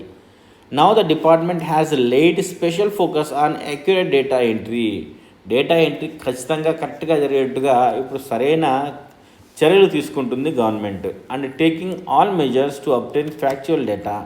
ఫ్యాక్చువల్గా కరెక్ట్ అయిన డేటాని మాత్రమే మనం అప్లోడ్ చేసే విధంగా వాళ్ళు మనకి గవర్నమెంట్ ఆఫ్ ఆంధ్రప్రదేశ్ వాళ్ళు సరైన చర్యలను తీసుకుంటున్నారు. Special care for certain indicators like digital initiatives was taken and instructed all headmasters to include Byju's tabs data in the DCF of UDS Plus. ఈ విధంగా డిజిటల్ ఇనిషియేటివ్స్కి ఇంకా బాగా ఇంపార్టెన్స్ ఇస్తున్నాం మనం. UDS Plus indicator wise report available at mandal level, district level, school wise monitoring will be made. UDS Plus indicators ఏ విధంగా reports మనకి అందుబాటులో ఉన్నాయనేది కూడా ఇక్కడ మనకి ఇచ్చారు. తర్వాత suggested approach for ensuring basic infra in 100% schools. ప్రతి స్కూల్లో డ్రింకింగ్ వాటర్, ఎలక్ట్రిసిటీ ఉండేటట్టుగా ఏ విధంగా చూసుకోవాలనేది సజెస్టివ్ మెజర్స్ కొన్ని ఇచ్చారు. అవి ఒకసారి చూద్దాం. To ensure that the data entry in UDS Plus is completed on time and filled with correct data. ఏం లేదు, ఆన్ టైంలో ఇచ్చారా, కరెక్ట్ డేటా ఇచ్చారా. దేనికి సంబంధించి, డ్రింకింగ్ వాటర్ ఫెసిలిటీకి సంబంధించి.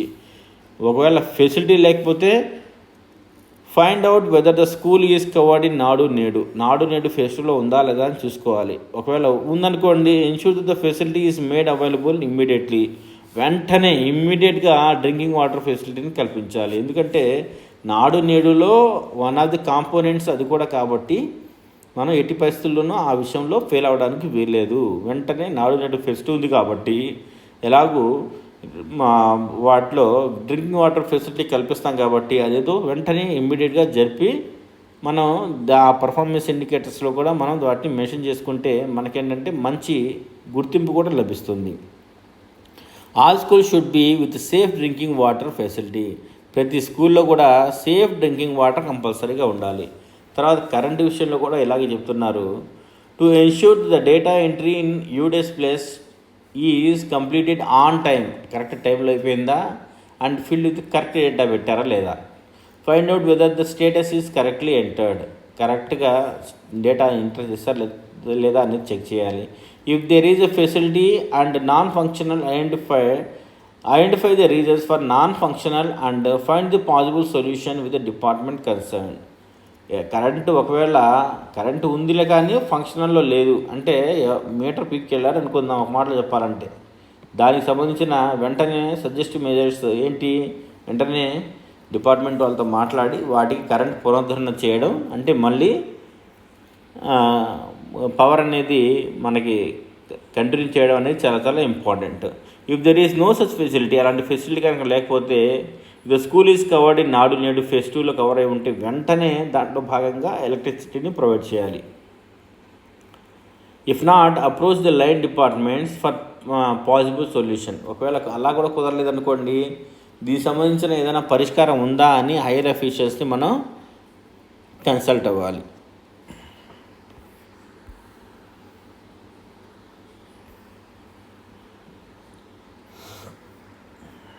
తర్వాత suggested approach for ensuring 100% availability and functional girls టాయిలెట్కి సంబంధించి అవైలబిలిటీ సంబంధించిన సజెస్టివ్ మెజర్స్ ఇచ్చారు. ఇక్కడ ఫంక్షనాలిటీకి సంబంధించిన సజెస్టివ్ మెజర్స్ కూడా ఇచ్చారు. ఫంక్షనాలిటీకి సంబంధించిన ఇంపార్టెంట్ పాయింట్స్ ఏమైనా సజెస్ట్ చేస్తారో ఒకసారి చూద్దాము. If there is no maintenance or poor maintenance of the toilets, check whether the AYA is placed in such schools and material is supplied under TMF. ఇవి ఆయా లేని స్కూల్స్ అనేవి మనకి దాదాపుగా లేవనే చెప్పుకోవాలి మనం. TMF కూడా మనకి ప్రతి స్కూల్లో అందుబాటులో వస్తుంది కాబట్టి దానికి సంబంధించిన మెటీరియల్ కూడా మనకి ఇస్తున్నారు. If as find the reasons for poor maintenance. ఇవన్నీ ఉన్నా కూడా పూర్ మెయింటెనెన్స్ ఉంటే ఏం చేయాలనేది దానికి సంబంధించిన ఆలోచన చేయాలి. If wrongly reported take disciplinary action against the concern and rectify the data. ఒకవేళ ఒక్కసారి ఏమవుతుందంటే డేటా అనేది రాంగ్ ఇస్తుంటారు, అలాంటి రాంగ్ ఇన్ఫర్మేషన్ లేకుండా చూసుకోవాలన్నమాట మనం. తర్వాత ఏంటంటే గ్రాస్ ఎన్రోల్మెంట్ రేషియో జీఈఆర్ అంటే ఏంటంటే GER describe the percentage of total school going children at a specific level of education. అంటే primary, upper primary, elementary, secondary and higher secondary మొత్తం regardless of age. It includes under age, over age and age appropriate children enrolled at particular level. ఒక మాటలో చెప్పాలంటే GER అంటే ఏంటంటే total enrolment in higher secondary level, అంటే class 11-12 మొత్తము by total population of official age group. Official age group 16 నుంచి 17 సంవత్సరాలు, అంటే 11-12 అంటే 16 నుంచి 17 సంవత్సరాలే కదా. మొత్తం ఎన్రోల్మెంట్ టోటల్ పాపులేషన్తో డివైడ్ చేసి ఇంటూ 100 ఇస్తే హయ్యర్ సెకండరీ లెవెల్కి జీఈఆర్ అనేది మనకు వస్తుంది. అదనమాట. ఆ విధంగా మనం జీఈఆర్ని కనిపెడతాము. జీఈఆర్ ఇంకోసారి చూద్దాం ఒకసారి. Total enrolment in higher secondary level by total population of official age group. అంటే ఎన్రోల్మెంట్ ఎంత ఉంది, enrolment by population, enrolment by population అదనమాట. యుఎన్ టార్గెట్ 4.3 ఏం చెప్తుంది, 4.4 ఏం చెప్తుంది. తర్వాత ఎన్ఈపి 2020లో దీనికి సంబంధించిన ఏమున్నాయి ఇవన్నీ కూడా ఇక్కడ పాయింట్స్ ఉన్నాయి. ఎన్ఈపి 2020 చూద్దాము. NEP seeks to integrate vocational courses with conventional technical courses as a skill enhancer for students. NEP envisages no demarcation between vocational and general education by bringing the commonalities in learning outcomes at different levels. ఏంటంటే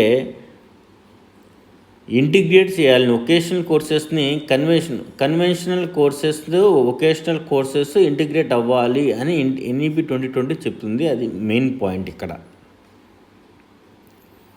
తర్వాత suggested action plan A విధంగా ఉండాలి, adjusted net enrolment రేషియోకి సంబంధించి for better ANAR. Adjusted net enrolment ratio కాస్త బెటర్గా ఉండాలంటే ఏం చేయాలనేది 4 మెజర్స్ ఇచ్చారు ఇక్కడ. డేటా ఎంట్రీ అనేది కరెక్ట్గా జరిగిందా, కరెక్ట్ టైంకి జరిగిందా, అవేర్నెస్ కల్పించారా లేదా, అవేర్నెస్ కనిపించడం. దీనికి సంబంధించి ఆర్ఎస్టీసీస్, ఎన్ఆర్సీఎస్టీసీస్, ఓఓఎస్సీస్ అవుట్ ఆఫ్ స్కూల్ చిల్డ్రన్కి సంబంధించి మెయిన్ స్ట్రీమ్లోకి తీసుకురావడం, వీటికి సంబంధించిన awareness. Convergence between all line departments for 100% transition and 0% dropout. Transition అంటే ఫర్ ఎగ్జాంపుల్ ఫస్ట్ 1-2 క్లాసెస్ జరుగుతాయి, 3-4-5 వేరే స్కూల్లో ఉంటాయి. వాళ్ళ పిల్లలందరూ కూడా అక్కడ ఎన్రోల్ అవ్వాలి 3rd క్లాస్, లేదా ఇక్కడ 5th క్లాస్ అయిపోతుంది, ఇంకో చోట 6th క్లాస్కి వెళ్ళాలి, అక్కడ 100% ఎన్రోల్మెంట్ జరగాలి. దీన్ని ఏమంటారంటే ట్రాన్సిషన్ అంటారు. ఆ కరెక్ట్గా 100% ట్రాన్సిషన్ జరిగితే 0% డ్రాప్అవుట్ ఉంటుంది. Retention is equally important. Retention అంటే ఒక క్లాస్లో పిల్లలు జాయిన్ అయిన తర్వాత డ్రాప్ అయిపోయి ఎక్కడికో వెళ్ళిపోకూడదు. వాళ్ళు ఒకవేళ వేరే రాష్ట్రానికి వెళ్ళిపోయినా కూడా మనం ఆ విధంగా లేకుండా మనం చూసుకోవాలన్నమాట. రిటెన్షన్ అనేది చాలా చాలా ఇంపార్టెంట్ అని చెప్తున్నారు. దేనికి, అడ్జస్టెడ్ నెట్ ఎన్రోల్మెంట్ రేషియోకి. తర్వాత బేసిక్ ఇన్ఫ్రాకి సంబంధించి కూడా 4 పాయింట్స్ చెప్పారు. డేటా ఎంట్రీ కరెక్ట్గా చేశారలేదు చూసుకోవాలి. నో డ్రింకింగ్ వాటర్ ఉన్న స్కూల్స్ ఎన్ని ఉన్నాయి, వాటిని మన్నబడి ఆర్డినేట్తో లింకప్ చేశారా, ఎస్ఎంఎఫ్ కరెక్ట్గా యూటిలైజ్ అవుతుందా లేదా, district specific SOP for providing the facilities and make them functional. ఒకవేళ ఫంక్షనల్గా లేకపోతే బేసిక్ ఇన్ఫ్రాస్ట్రక్చర్ వాటిని ఫంక్షన్లోకి తీసుకొస్తున్నారా అంటే ఎలక్ట్రిసిటీ కానివ్వండి, టాయిలెట్స్ ఇలాంటివన్నీ కూడా కరెక్ట్గా వర్క్ అవుతున్నాయా లేదా అనేది దీంట్లో ఉంటుందన్నమాట. అప్పీల్ ఏంటంటే for achieving desirable STGs in the state please go through the guidelines be aware of STG priority indicators practice the STG driven monitoring mechanism. అంటే వీటికి సంబంధించిన గైడ్లైన్స్ మొత్తం కంప్లీట్గా చదువుకోండి అని చెప్తున్నారు. ఇంతవరకే సెషన్ 3. నెక్స్ట్ మనకి ఇప్పుడు సెషన్ 4 అన్నమాట. సెషన్ 4 ఏంటంటే సెషన్ 4లో మనం టీచర్స్ రిసోర్స్ బుక్స్ గురించి మనం డిస్కస్ చేస్తాము. ఈ సెషన్ అవుట్కమ్స్ ఏంటంటే all teachers will be oriented on different components of teacher resource books. ఈ టీచర్స్ రిసోర్స్ బుక్లో ఉన్న అన్ని కాంపోనెంట్స్ గురించి టీచర్స్కి తెలియాలి. దీనికి సంబంధించిన సెషన్ ప్రజెంటేషన్ ఇచ్చారు, రిసోర్స్ బుక్స్ ఇచ్చారు. రిసోర్స్ బుక్స్ మనకి ఆల్రెడీ వాట్సాప్లో కూడా సర్క్యులేట్ అయినాయి కాబట్టి ఆ రిసోర్స్ బుక్స్ అందరూ మనం డౌన్లోడ్ చేసుకుందాము. క్లాస్ 3, క్లాస్ 5, క్లాస్ 8కి సంబంధించిన రిసోర్స్ బుక్స్ మనకి ఇప్పటివరకు అందుబాటులో వచ్చాయి. వాటిలోనూ లాంగ్వేజ్ మ్యాథ్స్ ఈవీఎస్ వరకు మనకి అందుబాటులో వచ్చాయి. అంటే S1 సిలబస్ వరకు మనకి అందుబాటులో ఉన్నాయి ప్రస్తుతానికి. వాటి యొక్క సెషన్ ప్రజెంటేషన్ ఏంటో ఒకసారి చూద్దాం.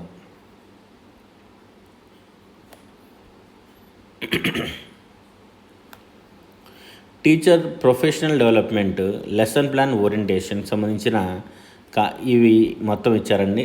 లెసన్ ప్లాన్ టెంప్లెట్ ఏ విధంగా ఉండాలి అంటే ఫర్ ఎగ్జాంపుల్ ఇక్కడ నేమ్ ఆఫ్ ది టీచర్ చూడండి. ఇక్కడ నేమ్ రాస్తాము, chapter name name of the teacher చోట నేమ్ రాస్తాము, చాప్టర్ నేమ్ రాస్తాము, name of the school, grade, subject ఇవన్నీ రాస్తాము. తర్వాత name of the lesson unit, తర్వాత కాన్సెప్ట్, తర్వాత చూసుకుంటే నంబర్ ఆఫ్ పీరియడ్స్ రిక్వైర్డ్, తర్వాత టైమ్ లైన్ ఫర్ టీచింగ్, ఎన్ని పీరియడ్స్లో ఎక్కడి నుంచి ఎన్ని రోజుల వరకు టీచ్ చేస్తారని, ఎనీ స్పెసిఫిక్ ఇన్ఫర్మేషన్ ఏదైనా ఉంటే ఇక్కడ ఇవన్నీ కూడా ట్యాబులర్ ఫామ్లో మనం కాన్సెప్ట్స్ 1 by 1 రాసుకుంటాము. తర్వాత ఏంటంటే ప్రయర్ కాన్సెప్ట్ స్కిల్స్ మనం ఇక్కడ రాసుకుంటాము. తర్వాత టీచర్ రిఫరెన్స్ ఇంకేమైనా ఉంటే టీచింగ్ లెర్నింగ్ మెటీరియల్ ఏదైనా ఉంటే మనం ఇక్కడ రాస్తాం అన్నమాట. ఇది లెసన్ ప్లాన్ టెంప్లెట్.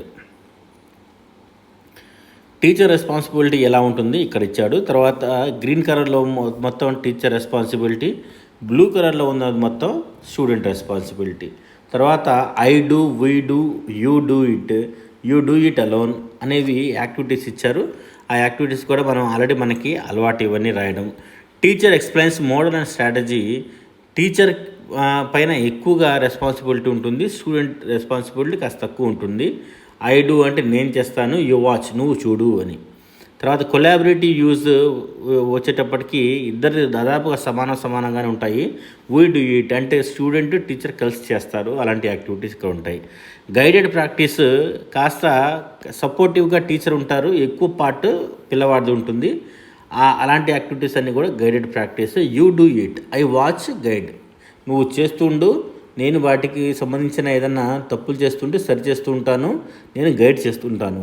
తర్వాత ఇండిపెండెంట్ ప్రాక్టీస్కి వచ్చేటప్పటికి టీచర్ యొక్క రోల్ చాలా చాలా తక్కువగా ఉంటుంది, స్టూడెంట్ రోల్ ఎక్కువగా ఉంటుంది. యూ డూ ఇట్ అలోన్, నువ్వు ఓన్గా చెయ్యాలి అనే కాన్సెప్ట్ అన్నమాట ఇది. ఈ విధంగా I do, we do, you do it alone ఈ కాన్సెప్ట్స్ అన్నీ కూడా మనకు తెలిసి ఉండాలి. Diagram of gradual release of responsibility from NCF 2022 foundational stage. ఇవన్నీ కూడా టీచర్ రెస్పాన్సిబిలిటీ ఎంతవరకు ఉంటుంది, స్టూడెంట్ రెస్పాన్సిబిలిటీ ఎంతవరకు ఉంటుంది అనేది ఇక్కడ క్లియర్గా ఇచ్చారు. తర్వాత ఈ 7 domains of TCM, teacher competency matrix అనేది 7 డొమైన్స్ ఉంటాయండి. ఆ 7 డొమైన్స్లో ఫస్ట్ ఏంటంటే understanding of learning and creation of conducive class room culture. రెండోది ఏంటంటే లెర్నర్స్ని అండర్స్టాండ్ చేసుకోవడం ఒకటి. తర్వాత policy, curricular and content knowledge అనే పాయింట్ రెండోది. తర్వాత క్వాలిటీ టీచింగ్ లెర్నింగ్ ప్రాసెస్ మూడవది. తర్వాత ఇంగ్లీష్ ప్రొఫిషియన్సీ కలిగి ఉండటం అనేది నాలుగవది. తర్వాత social and emotional ethical learning seal అంటాం, ఇది ఐదవది. తర్వాత collaboration with students, colleagues and parent community. 7th one ఏంటంటే ప్రొఫెషనల్ డెవలప్మెంట్. ఇవన్నీ కూడా టీచర్ కాంపిటెన్సీ మ్యాట్రిక్స్లోకి వస్తాయి. ఈ 7 డొమైన్స్ కూడా కంపల్సరీగా మనం కలిగి ఉండాలి. టీచింగ్ లెర్నింగ్ ప్రాసెస్ అంటే GRR, teaching learning process TLP అని కూడా అంటాం మనం దీన్ని. ఆ టీఎల్పీ ఎలా ఉండాలి ఏంటి అనేది పీరియడ్ వైజ్గా, కాన్సెప్ట్ వైజ్గా, పీరియడ్ వైజ్గా మనం ఎలా రాయాలి ఏంటి అనేది ఇక్కడ ఇచ్చారు. Period number 1, period number 2, period number 3. తర్వాత explicit teaching, teacher modelling, group work ఎలా ఉంటుంది, ఇండిపెండెంట్ వర్క్ ఎలా ఉంటుంది, teaching learning process, objectives, induction, experience, ఇవన్నీ కూడా మనం లెసన్ ప్లాన్స్లో రాసే స్టెప్స్ అనమాట. ఇవన్నీ కూడా మనం రాస్తాము. చెక్స్ ఫర్ అండర్స్టాండింగ్ రాస్తాము, స్టూడెంట్ ప్రాక్టీస్ క్వశ్చన్స్ రాస్తాము, తర్వాత అసెస్మెంట్ ఆఫ్ కాన్సెప్ట్ రాస్తాము. ఇప్పుడు ఈ రోజుల్లో ఏ మోడల్ తీసుకున్నా కూడా ఈ టెంప్లెట్స్ని ఉపయోగించుకుంటూ లెసన్ ప్లాన్స్ బుక్లెట్స్ కూడా వచ్చాయి, వాటిని కూడా మనం ఉపయోగించుకోవచ్చు. లేదా ఓన్గా అయినా రాసుకోవచ్చు, వైట్ నోట్బుక్లో రాసుకోవచ్చు. లేకపోతే లెసన్ ప్లాన్స్ అఫీషియల్గా గవర్నమెంట్ రిలీజ్ చేసిన లెసన్ ప్లాన్స్ కూడా ఉపయోగించుకోవచ్చు. లేదు ఇంకా ఎవరిదైనా కొలాబరేటివ్ వర్క్ చేసి మనం ఓన్గా తయారు చేసిన లెసన్ ప్లాన్స్ని కూడా మనం ఉపయోగించుకోవచ్చు అనమాట. డిస్కషన్ ఇన్ స్మాల్ గ్రూప్స్లో ఇదంట డిస్కషన్ అనమాట. Categorize each of the following activities in I do, we do and you do. Discuss the reason why a certain activity will come under which section. ఇప్పుడు వీటిలో I డూలో ఏది ఉండాలి, we డూలో ఏది ఉండాలి, you డూలో ఏది ఉండాలి అనేది ఈ కింద ఇచ్చిన యాక్టివిటీస్లో డిస్కస్ చేసి వాటిని కేటగరైజ్ చేయండి అంటున్నారు. ఈ డిస్కషన్ అనేది అమాంగ్ టీచర్స్, కాంప్లెక్స్ లెవెల్లో అమాంగ్ టీచర్స్ మనం డిస్కస్ చేసుకోవచ్చు. డిస్కషన్ ఇన్ స్మాల్ గ్రూప్స్లో factual CFUs, open ended CFUs, అంటే name 2 different types of groups. ఇవన్నీ కూడా ఫ్యాక్చువల్ క్వశ్చన్స్ అనమాట, అండర్స్టాండింగ్కి సంబంధించిన. Imagine a world without roofs. ఒకవేళ రూఫ్స్ లేని ప్రపంచాన్ని ఏదన్నా ఊహించుకోండి. How would this impact our daily lives including our health and the protection of our belongings. ఇవన్నీ ఏంటంటే ఓపెన్ ఎండెడ్ క్వశ్చన్స్ అంటాం అనమాట. ఓపెన్ ఎండెడ్ క్వశ్చన్స్ ఇవన్నీ కూడా మనం దీనిపైన అవగాహన కలిగి ఉండాలి. తర్వాత discussion in small groups, list of parameters అని ఇచ్చారు. మెయిన్గా టీచర్ రిసోర్స్ బుక్స్ మనకి రిలీజ్ చేసినవి 3 ఉన్నాయి. Class 3, class 5, class 8. ఈ 3 క్లాసెస్కి సంబంధించిన టీచర్ రిసోర్స్ బుక్స్ మనకి సప్లై చేశారు, అంటే మనకి డిజిటల్ రూపంలో ఇచ్చారనమాట. వాటిని మనం ఒకసారి చూస్తే క్లియర్గా మనకు అర్థమైపోతుంది. లేదా ఈ లింక్ పైన క్లిక్ చేసినా కూడా మనం డైరెక్ట్గా టీచర్ రిసోర్స్ బుక్ని మనం ఓపెన్ చేయగలం. అంటే దీక్షలోకి వెళ్తాము, అక్కడ నుంచి మనం పీడిఎఫ్ డౌన్లోడ్ చేసుకుంటాం. లేదంటే వాట్సాప్లో వచ్చేవి కూడా మనం డౌన్లోడ్ చేసుకోవచ్చు.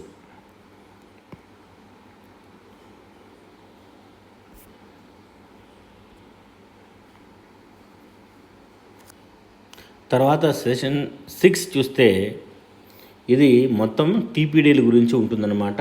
టీపీడీ అంటే ఇప్పుడు సబ్జెక్ట్ కాంప్లెక్సెస్లో టీపీడీ, లేదా ప్రైమరీ కాంప్లెక్సెస్లో తరల గురించి దీనిపైన ఉంటుంది. ఇంగ్లీష్ పెడగాజీ సెషన్ ప్రజెంటేషన్ ఏంటో ఒకసారి చూద్దాము.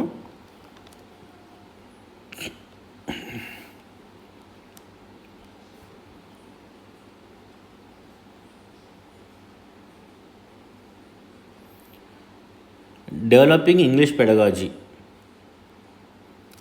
మాడ్యూల్ 1, మాడ్యూల్ 2, మాడ్యూల్ 3 అని 3 మాడ్యూల్స్ ఉంటాయండి. పిఎల్సిస్ అంటే welcome, let's watch this video. ఈ వీడియో చూడండి అని చెప్తున్నారు. In this previous video what stood out for you, norms for the sessions, ask questions, ఇవన్నీ కూడా టీపీడీలో భాగం అనమాట. ఆబ్జెక్టివ్స్ ఆఫ్ ద డే ఏంటంటే teachers will be able to articulate the significance of English pedagogy in the context of language learning. Language లెర్నింగ్లో significance, దాని యొక్క ప్రాముఖ్యతని teachers తెలుసుకోగలుగుతున్నారా లేదా, ఈ విధంగా మొత్తం 4 ఆబ్జెక్టివ్స్ ఇచ్చారు. తర్వాత కోర్స్ ఏంటంటే developing English pedagogy module 1, module 2, module 3 ఇవి కూడా ఇచ్చారు. Introduction to English language teaching, components of English language teaching, planning for English language teaching, ఈ 3 మాడ్యూల్స్ కూడా ఇచ్చారు. ఈ 3 మాడ్యూల్స్ దేనిలో భాగం అంటే డెవలపింగ్ ఇంగ్లీష్ పెడగాజీలో భాగం.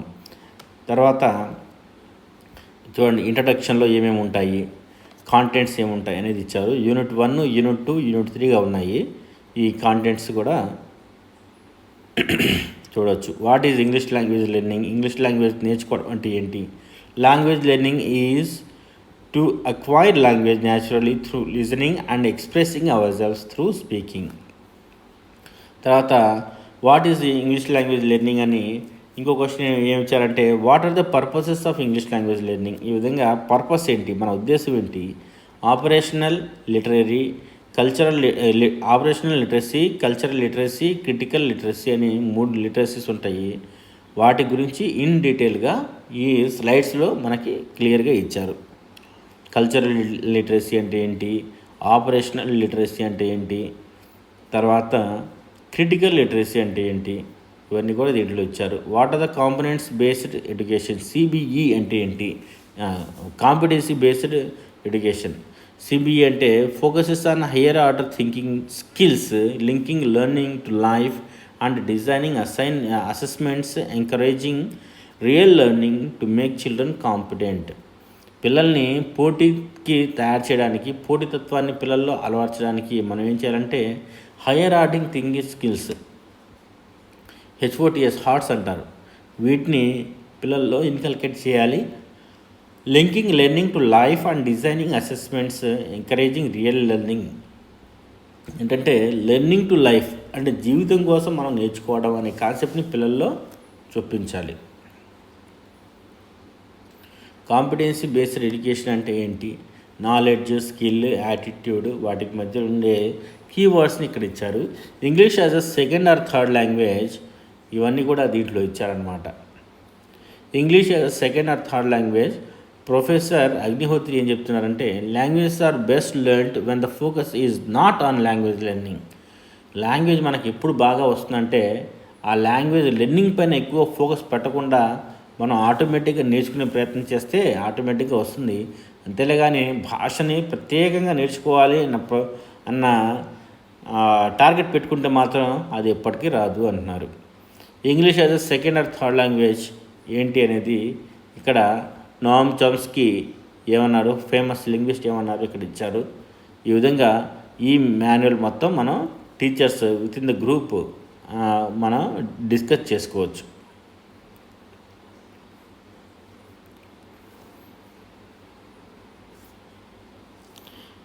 టాస్క్లు ఇచ్చారు, తర్వాత రకరకాల యాక్టివిటీస్లో మనం డివైడ్ అయ్యి యాక్టివిటీస్ని కూడా మనం చేయొచ్చు అనమాట. డిస్కషన్ ప్రాంప్ట్ కూడా ఇచ్చారు, ఏ క్వశ్చన్స్ అడగాలి, మనం ఎలా డిస్కస్ చేసుకోవాలనేది కూడా దీంట్లో ఇచ్చారు, క్లియర్గా చూడవచ్చు. లార్జర్ గ్రూప్ షేరింగ్లో group A, group B, group C, తర్వాత క్లోజింగ్లో ఎలాంటి క్వశ్చన్స్ అడగాలి, ఫీడ్బ్యాక్ ఏ విధంగా ఇవ్వాలి, ఫీడ్బ్యాక్ సంబంధించిన ఫామ్ సప్లై చేస్తారు, ఆ ఫామ్ని మనం ఫిల్ చేయాల్సి ఉంటుందన్నమాట.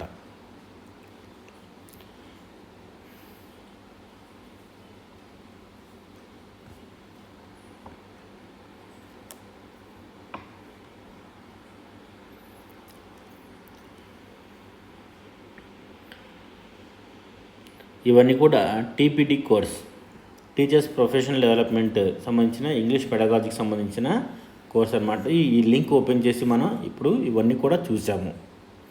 సెషన్ నోట్స్ కూడా సేమ్ ఇలాగే ఉంటాయి, ఇదే దీనికి సంబంధించినవి కాబట్టి ఇంకా ఎలాబరేట్గా ఉంటాయి. Feedback form to be filled by monitoring officers and complex HMs fill చేయాల్సిన ఫీడ్బ్యాక్ ఫామ్ ఇది.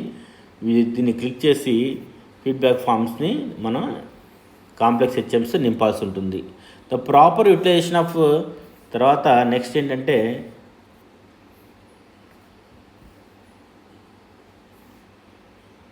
ఇది సెషన్ 6 గురించి.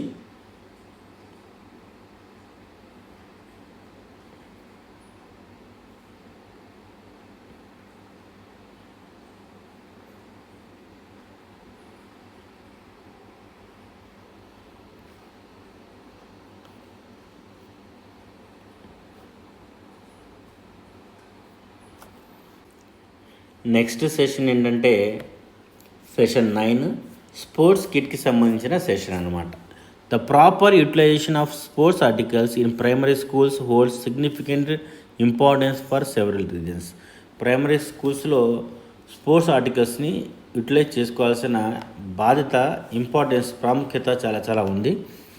ప్రమోషన్ ఆఫ్, ఎందుకంటే ప్రమోషన్ ఆఫ్ ఫిజికల్ యాక్టివిటీస్ని బాగా ప్రమోట్ చేయడానికి, పిల్లల్లో ఎడ్యుకేషన్ వాల్యూస్ని పెంపొందించడానికి, తర్వాత కల్చరల్ అవేర్నెస్ని పిల్లల్లో కల్పించడానికి రకరకాల మెటీరియల్ని ఉపయోగించుకుని తొక్కుడు బిళ్ళ, అష్టాచమ్మ ఇలాంటివి ఇలాంటి చిన్న చిన్న ఆటలని ఆడిస్తూనే ఆ స్థానికంగా ఆడే ఆటలు లాంటివి, కబడ్డీ లాంటివి, తర్వాత రింగ్ ఆట, ఇలాంటి ఆటలు కూడా పిల్లల చేత ఆడిస్తే ఏంటంటే కల్చరల్ అవేర్నెస్ కూడా జరుగుతూ ఉంటుంది.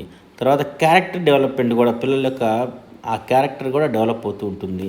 తర్వాత ఎన్హాన్సింగ్ క్రిటికల్ థింకింగ్, క్రిటికల్గా బాగా ఆలోచించగలగడం, దానికి వెంటనే రెస్పాండ్ అవ్వగలగడం, ఇలాంటి డెవలప్మెంట్స్ కూడా జరుగుతాయి. ఇంటిగ్రేషన్ విత్ అదర్ సబ్జెక్ట్స్తో కూడా బాగా ఇంటిగ్రేట్ అవుతూ ఉంటారు పిల్లలు, షార్ప్నెస్ పెరుగుతుంది.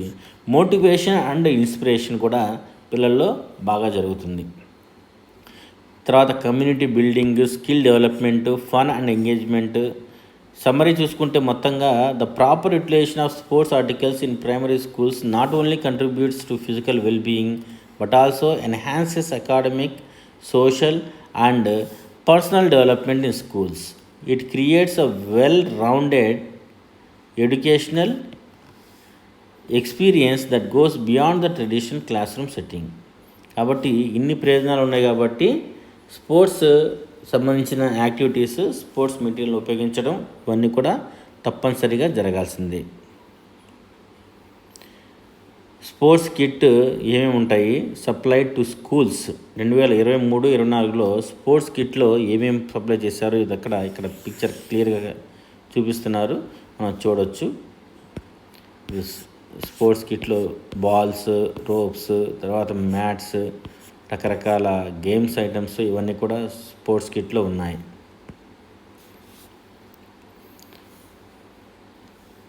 ఇవన్నీ ఇప్పుడు మనం చూసిన పాయింట్సే ఒకసారి క్లియర్గా చదువుకుంటే మనకే అర్థమవుతాయి. స్పోర్ట్స్ కిట్లో ఏ ఆర్టికల్స్ ఉన్నాయి, ప్రైమరీ స్కూల్స్లో ఇచ్చిన స్పోర్ట్స్ కిట్లో ఏమేమి ఉన్నాయి అనేది ఇక్కడ ఇచ్చారు చూడండి. Cricket bat ball, tennis ball, తర్వాత వాలీబాల్, తర్వాత హ్యాండ్బాల్, ఫ్రిస్బీ 2 పీసెస్, తర్వాత మల్టీ కలర్ హూలా హూప్స్, తర్వాత హర్డిల్స్, స్కిప్పింగ్ రోప్, ఇవన్నీ కూడా మొత్తం 9 ఐటమ్స్ అన్నమాట. అప్పర్ ప్రైమరీలోకి అయితే మొత్తం 14 ఐటమ్స్ ఇచ్చారు. తర్వాత హై స్కూల్స్కి అయితే మొత్తం 17 ఐటమ్స్ ఇచ్చారు. 17 ఐటమ్స్. మొత్తం నెంబర్ ఆఫ్ ఆర్టికల్స్ ఎన్ని అంటే 31 హై స్కూల్స్లో, 41 ఏమో అప్పర్ ప్రైమరీ స్కూల్స్లో. అదేవిధంగా ప్రైమరీ స్కూల్స్లో చూసుకుంటే 25 ఉంటాయన్నమాట. ఈ విధంగా ఇన్ని రకాల మెటీరియల్స్, ఐటమ్స్ మనకి ఇస్తున్నారు.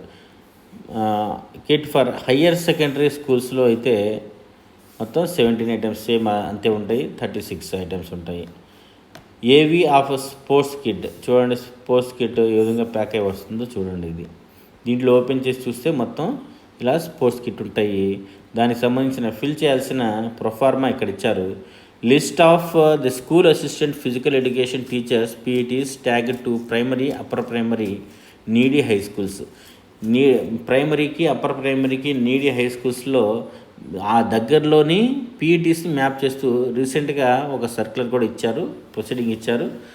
అంటే ఆ జిల్లా పేరు, మండలి పేరు, తర్వాత పీఈటీ పేరు రాసి, తర్వాత ఎక్కడెక్కడ మ్యాప్ అయ్యారు అనేది tagged schools, list of tagged schools మనం ఇక్కడ రాస్తామన్నమాట. మొత్తం ఇది ఆ ప్రొఫార్మా.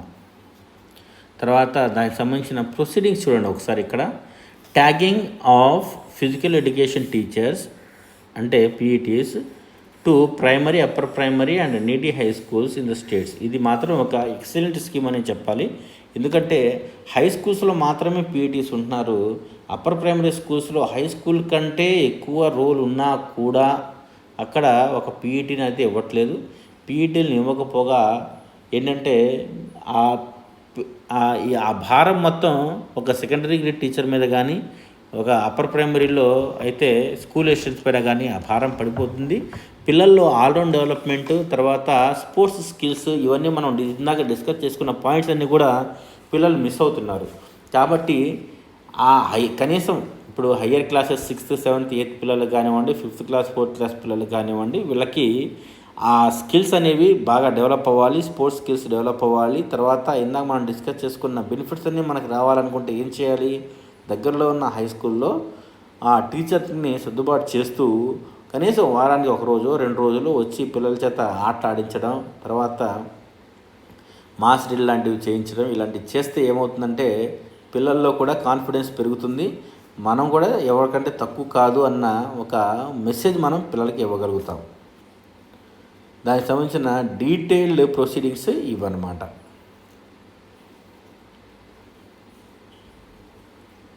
ఇది సెషన్ 9 స్పోర్ట్స్ కిట్కి సంబంధించిన సెషన్ ఇప్పటివరకు. లాస్ట్ సెషన్ ఏంటంటే ఇంక్లూజివ్ ఎడ్యుకేషన్ విజన్ 2025లో భాగంగా digital education and new accessible teaching pedagogy for inclusive education. Inclusive ఎడ్యుకేషన్కి సంబంధించి మొత్తం ఇనిషియేటివ్ తీసుకొని ఆ ఇంక్లూజివ్ సిస్టమ్ మొత్తాన్ని మొట్టమొదటిసారిగా ఎంటైర్ స్కూల్ ఎడ్యుకేషన్ని మార్చిన మొట్టమొదటి ఇనిషియేటివ్ ఇదే. తర్వాత వై డిజిటల్ ఎడ్యుకేషన్ అనే దానిపైన రెండు పాయింట్స్ ఇచ్చారు. The door to accessibility and addressing the various learning needs of children with divorce special needs. పిల్లలకి కావాల్సిన డైవర్స్ స్పెషల్ నీడ్స్ మనం గుర్తించాలి. Main stream tools, accessibility features for all special needs. రకరకాల tools special needs ఉన్న పిల్లలకు కూడా అందుబాటులో మనం ఉంచగలగాలి. తర్వాత డైవర్స్ స్టూడెంట్స్ అంటే ఎవరు అంటే high IQ students, normal students, తర్వాత slow learners, blind, low vision, తర్వాత ప్రింట్ ఇంపైర్డ్, హియరింగ్ ఇంపైర్డ్, తర్వాత స్పీచ్ ఇంపైర్డ్, సరిగా మాట్లాడలేని వాళ్ళు, సరిగా వినలేని వాళ్ళు, తర్వాత ఆర్థోపెడిక్ అండ్ న్యూరో కండిషన్స్ ఉన్నవాళ్ళు, ఇంటెలెక్చువల్ డిజేబిలిటీస్ ఉన్నవాళ్ళు, ఎనీ అదర్, వీళ్ళందరూ కూడా డైవర్స్ స్టూడెంట్స్ అవుతారనమాట. రకరకాల స్టూడెంట్స్ మనలో కూడా, అంటే బాగా చదివే పిల్లలు ఒకవైపు ఉంటారు, తర్వాత చదవలేని వాళ్ళు ఉంటారు, చూడలేని వాళ్ళు ఉంటారు, మాట్లాడలేని వాళ్ళు ఉంటారు, సరిగ్గా నడవలేని వాళ్ళు ఉంటారు, పట్టుకోలేని వాళ్ళు ఉంటారు, తర్వాత చెప్పలేని వాళ్ళు ఉంటారు. ఇలా డైవర్స్ స్టూడెంట్స్ గ్రూప్స్లో కూడా చాలా ఈ విధంగా మన డైవర్సిటీ ఉంటుందన్నమాట. What is the new digitally accessible teaching pedagogy? మనకి న్యూ పెడగాజీ ఏంటి, ఇలాంటి పిల్లలందరికీ అడ్రస్ చేయడానికి ఏంటి అంటే implementing a proven pedagogy for accessible inclusive education without altering mainstream teaching based on 3 main stones. 3 main స్టోన్స్ని ఉపయోగించుకోవాలి. మెయిన్ స్ట్రీమ్ టీచింగ్కి ఏమాత్రం తీసుకునే విధంగా ఈ డిజిటల్లీ యాక్సెసిబుల్ టీచింగ్ పెడగాజీ ఉంటుందన్నమాట. Content, device, training. ఆ 3 మెయిన్ స్టోన్స్ ఏంటంటే కంటెంట్, డివైజ్, ట్రైనింగ్. తర్వాత 45,000 మెయిన్ స్ట్రీమ్ స్కూల్స్ ఉంటే to be converted to inclusive ready accessible environments. ఈ 45,000 స్కూల్స్ని కూడా ఇంక్లూజివ్ రెడీ స్కూల్స్గా మనం మార్చాలన్నమాట. తర్వాత 2 లక్షల CWSN students to be digitally ready with device and training by 2025. 2 లక్షల మంది సిడబ్ల్యూఎస్ఎన్ పిల్లలందరికీ 2025 కల్లా వాళ్ళకి సంబంధించిన క్లాస్ రూమ్స్ కానివ్వండి, స్కూల్స్ కానివ్వండి మొత్తం రెడీగా ఉంటాయి. AP curriculum content to be made born accessible.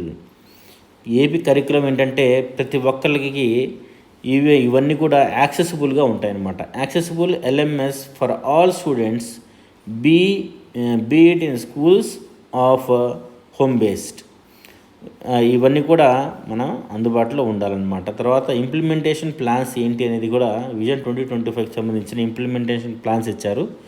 Creating a pool of 270 master trainers, తర్వాత ప్రాజెక్ట్ కోఆర్డినేటర్స్, వీటికి సంబంధించిన డీటెయిల్స్ అన్నీ కూడా ఒక స్లైడ్లో ఇచ్చారు.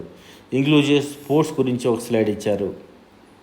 స్టెమ్ ఎడ్యుకేషన్ అంటే ఏంటి, విజన్ 2025లో ఇది ఏ విధంగా భాగం కాబోతుంది అనేది కూడా ఇచ్చారు. ఇక్కడ special focus on accessible science and math education for CWSN students. Launching accessible mobile laboratories in every district headquarters. తర్వాత promoting accessible Atal innovation centres, science సంబంధించి in all districts to develop the scientific curiosity among CWSN పిల్లలకి mainstream స్కూల్స్లో ఏ విధంగా అయితే Atal innovation centres ఉన్నాయో అదేవిధంగా promoting accessible ఈ పిల్లలకు కూడా మనకి డైవర్స్ పిల్లలకు కూడా ఇవన్నీ కూడా అందుబాటులో ఉండేటట్టుగా మనం చూడాలన్నమాట. Vision 2025 award winning first inclusive digital festival of Andhra Pradesh. ఇది ఏ విధంగా అయిందో అవార్డు తీసుకుంటున్న మన ఎస్పీడి బి శ్రీనివాసరావు గారిని మనం ఫోటోలో కూడా చూడొచ్చు అనమాట. తర్వాత టార్గెట్స్ అండ్ డెడ్ లైన్స్, దీనికి సంబంధించిన 2 లక్షల మంది సిడబ్ల్యూఎస్ పిల్లలకి సంబంధించిన నెట్ బుక్స్ ట్యాబ్లెట్స్ 2024 డిసెంబర్ అంటే 2025 కల్లా మొత్తం వాళ్ళకి అందుబాటులో ఉండాలి. తర్వాత 45,000 స్కూల్స్లో ఏ విధంగా చేస్తారు, 2024 డిసెంబర్ కల్లా ఎలా రెడీగా ఉంచుతారనేది ఇక్కడ క్లియర్గా ఇచ్చారు.